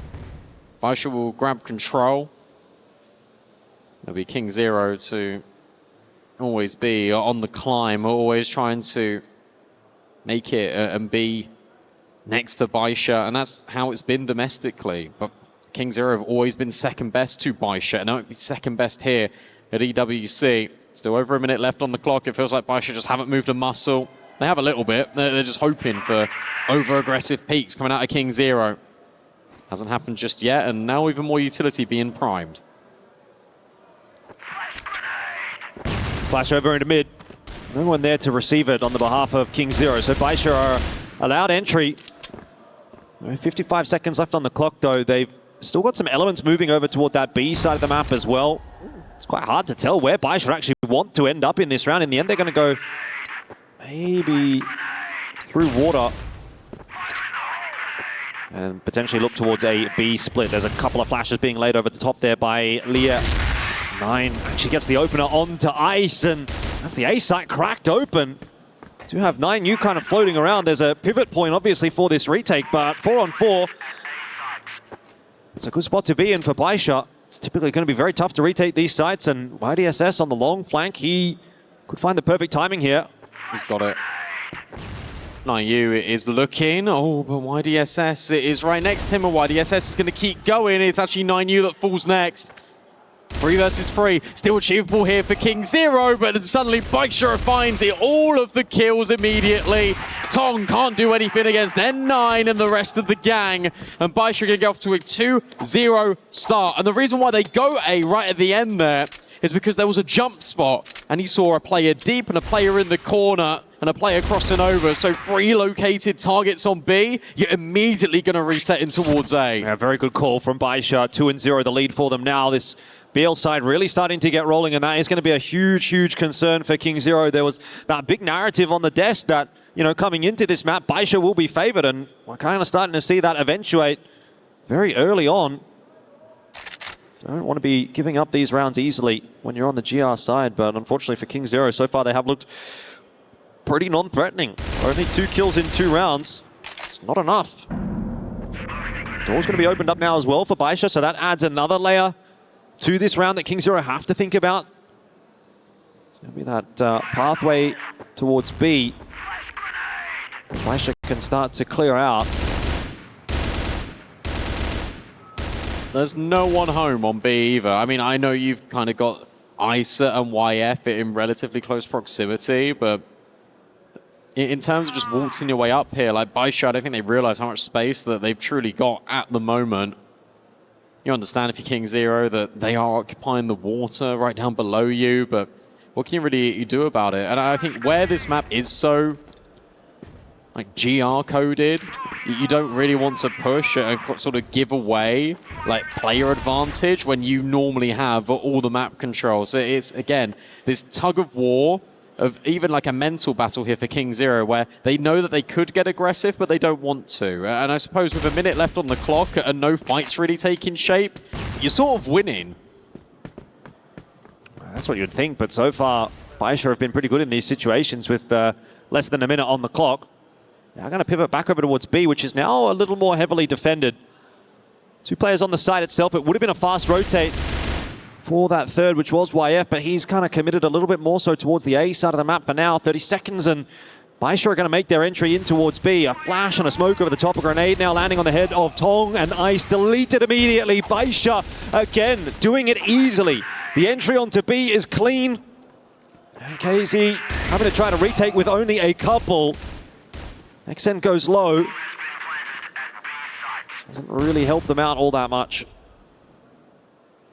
It doesn't, but N9 is low too. AG.AL with the sniper though can lock down these long sight lines and make the retake really tricky. Missed shot, and hang on a second. Both kills are coming. Swap to the rifle. Now for AG.AL.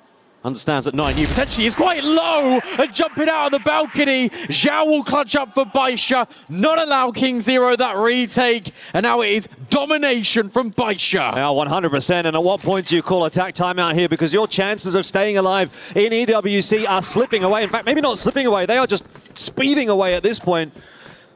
BaiSha, I mean, they're taking their time in the rounds, but the fact that they're up 3-0 already, it's a monumental scoreline to start things off on this BL side. KINGZERO seriously have to be worried. Change up is there from KINGZERO, a little bit more presence in middle to start this round off, but again, do you really need to be having this early mid presence when BaiSha haven't essentially really done anything until there's been less than a minute left on the clock? It's that door being opened again as well, and it's just the threat of presence rather than anything here for BaiSha. KINGZERO actually looking to make some inroads. They've dropped a really defensive smoke. N9, you know he's going to sit close to it. The spam, not really doing a whole lot, and instead it's XN to get the opener. Takes a lot of damage as a consequence, but Lear's going to fall next. And KINGZERO are now starting to generate a little bit of momentum, but my eyes are on AG.AL to see what he can achieve in towards water. Can he get this fight on towards XN? He's taken a fight, and it's not gone well for him. XN claims himself another. It must have been a missed shot out of AG.AL. Unorthodox position from Ice, and one by one, the numbers just dwindling here for BaiSha. So this round, yeah, doesn't really eventuate into a whole lot. A few picks back and forth for KINGZERO, and we don't really get to see what BaiSha intended this round to look like. Nice to get one on the board, though, for KINGZERO and get underway as they try to hold on to their EWC dream. And to be fair to them, they do it flawlessly. They don't lose a single player on the way. There is that adjustment by being a little bit more forward-focused in towards the guts of the map. You've got Tong that is occupying and holding the water peak as well. And that feels a lot more comfortable here for KINGZERO. But the threat you have already pointed out, Elfish, is the fact that BaiSha have already got 3 rounds here, and it potentially could be even more as this half dwindles on. Yeah, I mean, this could end up being a 6-3, and you'd probably still be pretty happy with that as BaiSha. Absolutely. At least you could work with it. Although saying that, you don't want to go 3-0 up and then lose 6 rounds in a row to KINGZERO. You sort of want at least one more to have control still. Yep, 100%. Doors open again. This time a little bit later in the round for BaiSha. So just kind of toying with KINGZERO a little bit, faking that they might be headed towards B. Of course, you are also opening up sort of a late lurk position for the defensive side when you do open that door, so it's something to consider. Tong's been tagged down through the box. Reservoir hasn't really had any positive impact on this game for KINGZERO. YDSS in a duel with Ice. Both able to walk away from that one alive. Feels like much the same idea for BaiSha. Take some, you know, pick-based fights early on in the round, but not commit to anything, and then based on how that plays out, they're going to call in the mid-round. Here again, they find themselves at a 5-on-5, and a late round push through from KINGZERO could be interesting. YDSS gets the info and 1 kill to boot. How did you get that kill on Ice? That is ridiculous. All right, 9U, I like what you're cooking up here, potentially. Could there be a timing caught over here for KINGZERO? Setup feels very good, but XN will fall regardless. Tong, though, there we go. He strikes with the pistol, trade immediate. And now it's Lear and AG.AL trying to come up good in the 2 versus 2, but YF will drop that C4. AG.AL has got to immediately answer back, and he will emphatically. Understands where 9U is as well. He now has to go and swap guns as this bomb will be committed. 9U now going to go all the way around the world. AG.AL certainly potentially aware of this possibility. Low HP, that means he's got to hit the shot. And the pirouette was nearly the style point, but instead it is 9U to live on 8 HP and to get a second round here for KINGZERO. Oh, that is so important for KINGZERO that they get that one over the board. 4-1, you're really looking pretty doomed at that point, but at the very least they claim that by the tightest of margins. 8 HP. No tack timeout needing to be called just yet for KINGZERO. Big from Tong out in middle. What a crazy shot that was from AG.AL. Really coming down to the wire here on New Mexico. Back in for round number 6. Bit more of a forward approach from KINGZERO this time. They want to swing their way in and have a look at this water position, see if they can find BaiSha, but it might be BaiSha that finds them. Damage done, both Ice and YF low. AG.AL keen to go around that corner and see if he can find anything more, but not able to land the shots there with the pistol, and so backing it up instead. Oh, look at this lurk at the same time. Look at Lear. Lear has just made it out, and Tong is able to adjust and maybe hold on, but Lear will still get a kill anyway. And 9 now running in, now trying to be the savior here for BaiSha, like he normally always delivers. So now it's this player advantage. Now it's the bomb site secured, and AG.AL was rotated over with that C4. Lear hits a banger, and now it's difficult for XN to try and recover the situation in this 1 versus 3. We'll try and give it his best shot, though. He's trying to creep further forward, but it's just the smokes, it's the flashes. It is relentless pressure now being applied by BaiSha on this blacklist side. XN needs to be perfect with his shots. And whilst the first one is surgical, the second one will fall. And it's N9 and Lear to have the brilliant timing out A of the contact to AG.AL. It gets dicey because AG.AL had the bomb, but it's fine in the end for BaiSha. A very tough spray transfer for him at the back end there. And of course, a tough 3-on-1 was unlikely to happen. A 4-2. Scoreline now for BaiSha, and they're feeling really good about things. A bit of a pacier round out from BaiSha as well, and you can see how that has caught KINGZERO off guard.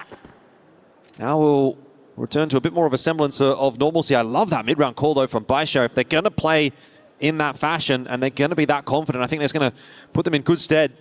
KINGZERO definitely struggling at the moment on this defensive half. Dare I say Stallions-esque in the way that they immediately pivot? Yeah. Just doesn't happen as consistently, or at least as frequently, maybe the better word. BaiSha often throw these slower rounds in as well, whereas Stallions are a lot more up-tempo as a general rule.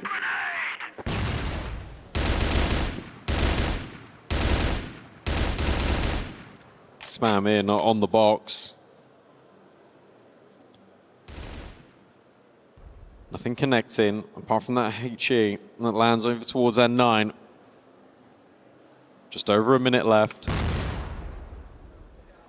BaiSha yet again will just take and bide their time. The 4 already feels like maybe a bit of a certainty, but I tell you what, 5 in this first half can put this set in this series beyond all doubt.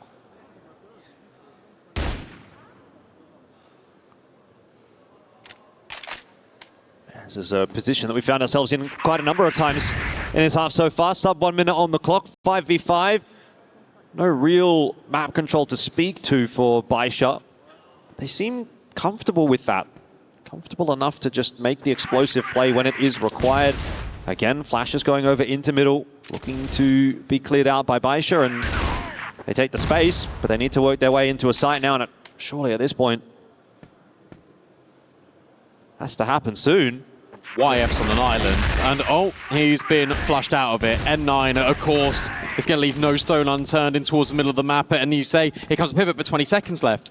Maybe 9U, maybe 9U can be that player. He's been completely blindsided, and then Leah is able to backstab, and at a moment's notice, it's BaiSha with the overflow in towards the A-bomb site. XN will arrive on the scene, but it's going to be too little too late, you feel, here for KINGZERO. As his position's been noted, and then the kills of his teammates are yet to be collected, but it feels inevitable. Here for BaiSha. Zhao holding for Tong, or maybe Zhao going all the way around the world to backstab Tong.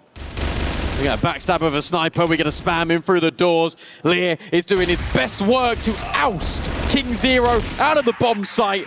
BaiSha escort them off of A, and maybe escort them out of EWC. BaiSha are just looking so comfortable on this map of Black Widow. Super solid stuff on the attack. And you're right in saying that KINGZERO might very soon be facing an exit here at EWC. 5-2 the lead. Momentum building. Excitement building for BaiSha. That would be, if they do win this, back-to-back EWC Grand Final appearances. Maybe they can go one better this year. Take the title as well. And I think that would be the perfect setup for them going into CFS as well. If you win CFPL Season 28 into EWC 2026, you've won pretty much the two most important things on your calendar leading up to CFS. So who's to say at that point BaiSha might not be the favorite going into CFS as well? They should be. First international tournament, and they're breaking away. It feels like no contests against the rest of the regions, and then domestically that they're also just destroying. Especially on a map like this. Feels very solid right now for BaiSha. As YDSS will just spam, just in case KINGZERO got close. Already seen that, at least in one round. But no one's committing either which way. We've already seen them break into a bomb site with less than 20 seconds left. Over a minute on the clock. That feels like such a luxury for BaiSha.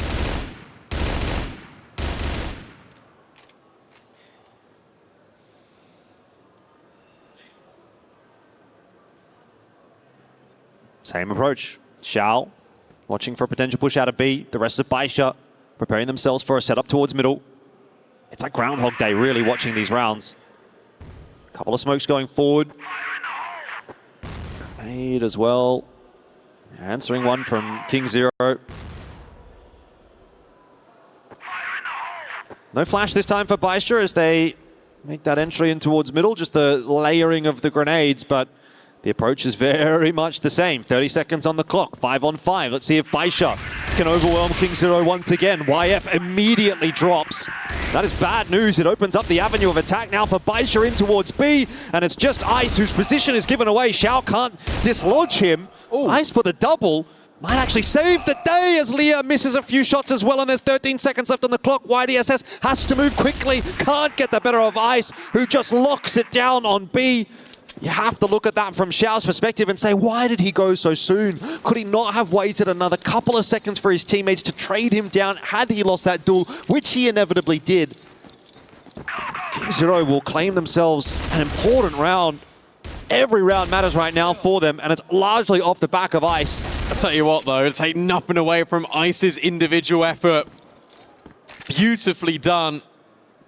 As he was that last line of defense on the B-bomb site, they needed him to step up, and boy did he. So BaiSha not back, but they are still very much in control of New Mexico. Ice and XN, now looking to actually maybe get a fight a little bit earlier, but Ice will fall, and as too will XN. Beautifully done by BaiSha, as they now burst on the scene, or at least that's what you think. And instead, they're going to be looking to catch these players off guard. Tong, YF, completely left alone. And maybe there's a chance here to catch out Tong. just goes from bad to worse for KINGZERO, doesn't it? You know, they get around here and there. But immediately BaiSha able to respond, and they've opened the door earlier on in the round, so they'll start to make their way over towards B, which is where YF is waiting for them.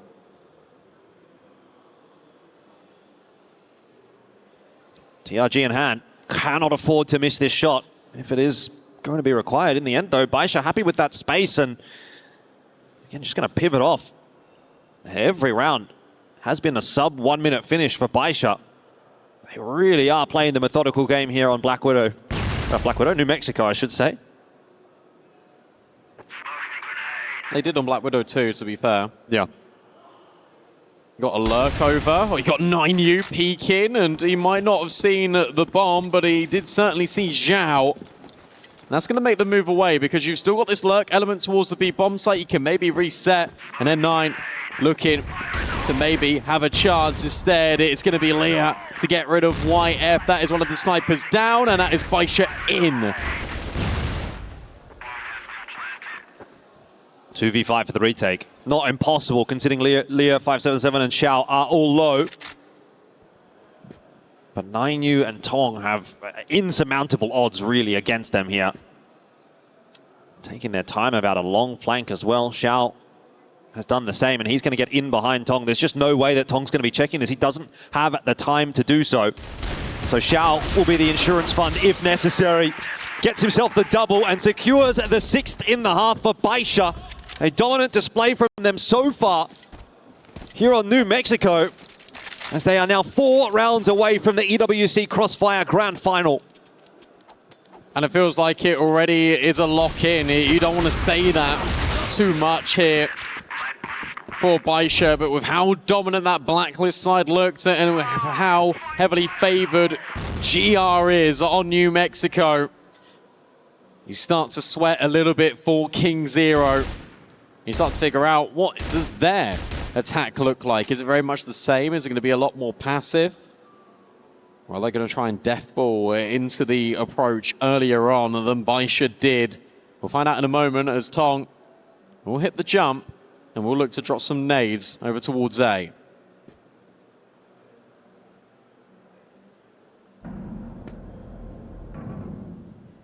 Very similar approach from both teams, actually. You see BaiSha kind of mimicking KINGZERO's setups. And KINGZERO as well over on this attack. Doing much the same thing as what BaiSha was early in the round. Just spreading out, obviously opening the door, add that extra element to the round. And then looking to group up around the 1 minute mark. And see if they can bust their way into these sites.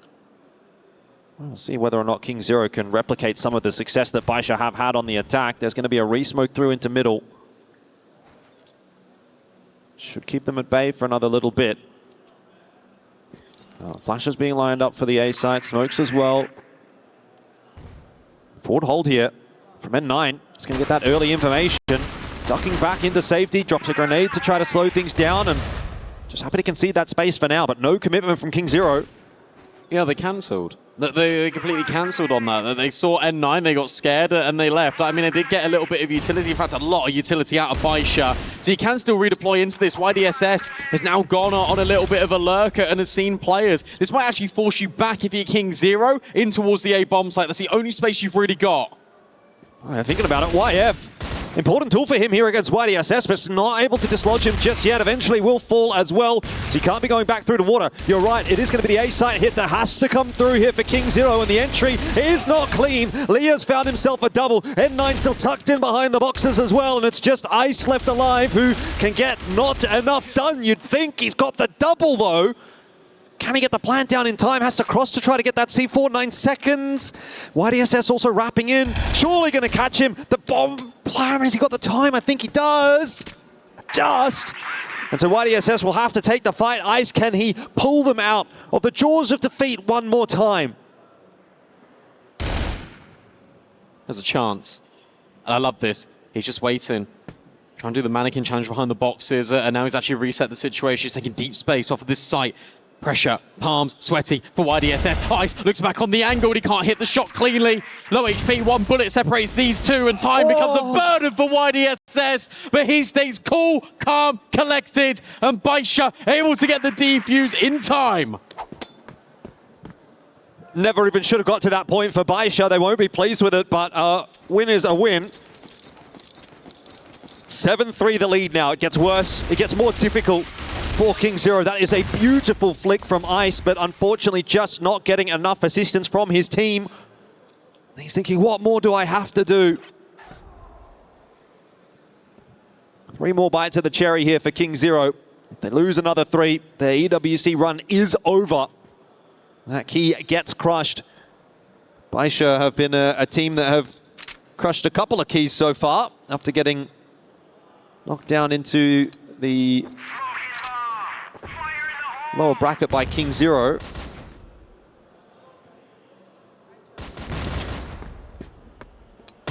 I mean, they crushed the Falcons key as well, right? They club championship points. Fortunately, they then went on to beat AG.AL for the Falcons. So all fine in the end. I found it quite funny how we saw the Falcons fans yesterday like cheering on BaiSha against AG.AL after BaiSha knocked them out of that tournament. Yeah. It's funny. It is funny. Sometimes it's about the bigger picture.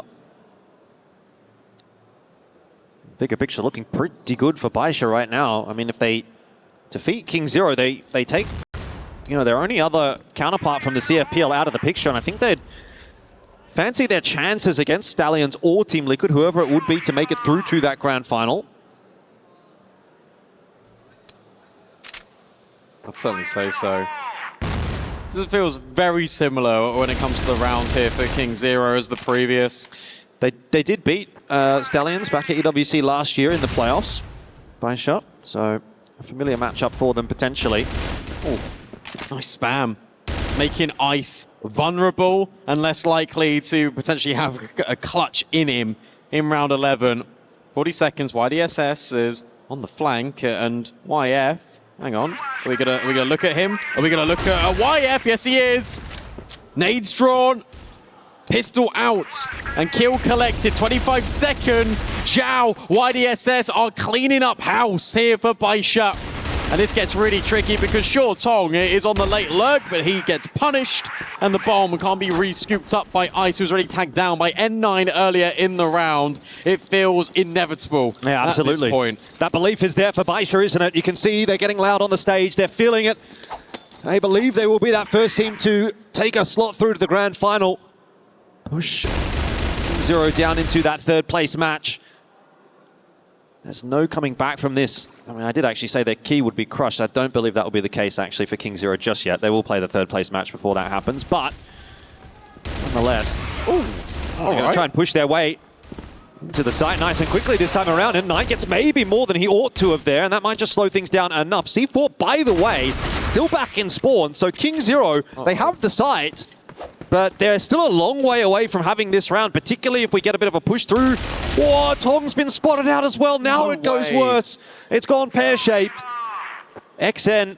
I don't know what's going on. He smoked him off. I mean, he could be anywhere at this point. I think you've got to be aware of every single possible angle. AG.AL seems to be. Yes, he is.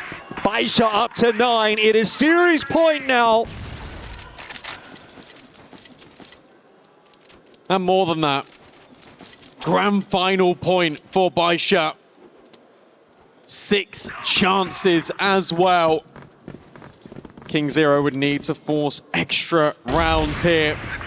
And that feels increasingly more challenging, especially when N9 is now taking the fight to you. He finds the first, still wants to forward face, still wants to fight, despite the rest of his team falling around him. Maybe BaiSha have overcooked just a little bit. Maybe they wanted to end the game a lot sooner than anticipated. Still the player advantage, XN very low. YF might have a chance here on Leah, but he doesn't. And now this gets a little bit weird. Yeah, BaiSha got to ensure that they don't get too far ahead of themselves here, but that is a very nice refrag coming through from Leah. We'll find ourselves back in the 3-on-3. XN tucked into the site, but AG.AL going to find him. No, he didn't see him. Are you kidding me? Oh, still hits the flick. Gets the smoke down as well. I'm not sure that's going to slow 9U down. He shouldn't. It's out in front of it. Oh, he's going to commit to the site as well. Rotation still coming through here from BaiSha, so job's not yet done. It's a second flank from N9. Surely you won't expect two players coming from the back path, and Tong not interested in it. Nine's going to go straight through the smoke into Tong's crosshair, so never mind that. He was well aware.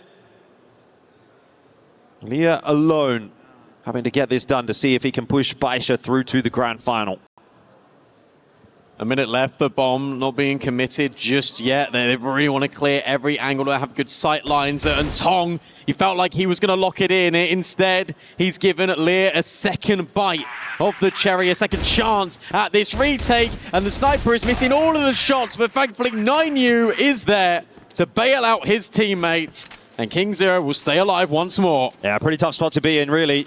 You kind of just have to hope that your opponents are going to miss shots there. So, BaiSha will be left wanting for another round. But like you said earlier, they've got plenty to play with.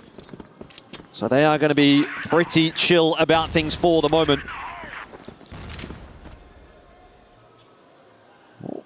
Back in.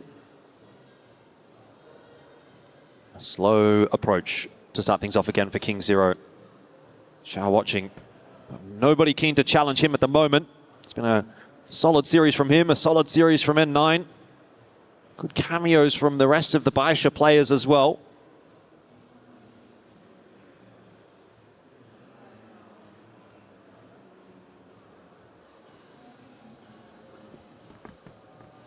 Lear's taking a bit more of an aggressive angle now in towards the middle of the map. You've also got N9 that you know he wants to fight, and you feel like he is going to be that guy for BaiSha to step up and try and take the initiative. Meanwhile, KINGZERO is a lot more Route 1 in round 14. They're just going to head in towards A. They're going to try and get past these riflers as they start to scale. It's 9U that spots players, but it's 9U that has a brilliant movement in towards the site. He is losing players, but 9U able to help out with XN. Everyone chimes in for KINGZERO, and they overwhelm A. It's the Xiao nade to make things interesting, but then it's Xiao to overextend, and that's going to force a timeout for BaiSha. YDSS unlikely to get this one done alone.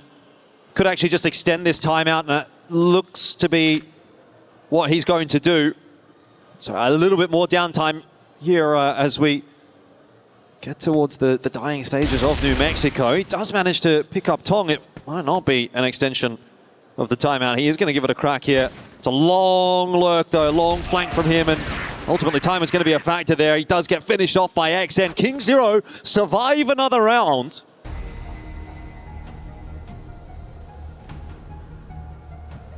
And now you've got BaiSha a little bit worried. Now you've got the coach on the edge of his seat. Can start to really drill in what needs to be achieved here over the next minute or so. I kind of just want BaiSha to get a little bit aggressive here. Like, I know that isn't really the forte of New Mexico, but when KINGZERO did it, when they were in towards the water, they had that three-player setup, that felt really effective, and I feel like BaiSha could definitely take a page out of that book. Although, I guess the conversation is, do we want to do that and potentially risk another round, or do we want to play safe, want to have a good fundamentals and just get it over the line and lock in the grand final? Probably the latter, now that I think about it. A lot of conversation happening here between the players. Zemo only now starting to chime in. Again, like I said, I don't think you're going to be too concerned about things right now, as BaiSha, the lead that they've got is so substantial that they've got to be feeling it is an inevitability for us to get this one over the line, but that can sometimes be a little bit of a concerning thought process. You get too far ahead of yourself, that opens up the avenue back in here for KINGZERO. That's why they've called the timeout here. Try to nip it in the bud a little bit sooner before that pressure starts to build. KINGZERO have looked okay on this BL side, so maybe it's not impossible. But 4 in a row. That's quite the mountain to climb. So we'll go back in here for round 15. Will this be the final of this semi-final that sends BaiSha through to the grand final? Let's see. Whole lot of final, and that's the only thing on BaiSha's mind right now. Zhao holding deep just in case they unlock that door. He'll move away and actually drop a very premature nade. They are not scaling that quickly, our KINGZERO. Instead, they are going through water, and YDSS, he's going to be here in time. In fact, it's another rifler to take the contact. YDSS baited in perfectly to try and take the fight, and XN will then go around the corner, and now it's starting to feel inevitable as N9 will lock things in on Tong. 5 versus 2. This surely is the grand final for BaiSha. They would have to think so. Ice and YF, a monumental challenge ahead for them, and they're going to have to challenge Xiao first. All that map control lost as well. You've got a player deep in middle. BaiSha are really not too concerned about the A site at all. This is going to be a quick pivot over towards the B site if necessary for both 577 and YDSS. Xiao's just looking for that info at the moment, ducks his head back down. KINGZERO, the time is up, you've got to go. Information is given over. There's one trade back, and all it takes is one more. Ice has been a miracle worker in this series for KINGZERO, but this one should be too much for him as the swings come through. One by one, there was maybe a chance, but a chance gone begging. A 10-5. BaiSha will claim the victory over KINGZERO and take the first spot in the grand final of EWC CROSSFIRE 2026. And it feels like a long time coming. It feels like they've been on the right journey, not just throughout this tournament, but throughout the calendar year.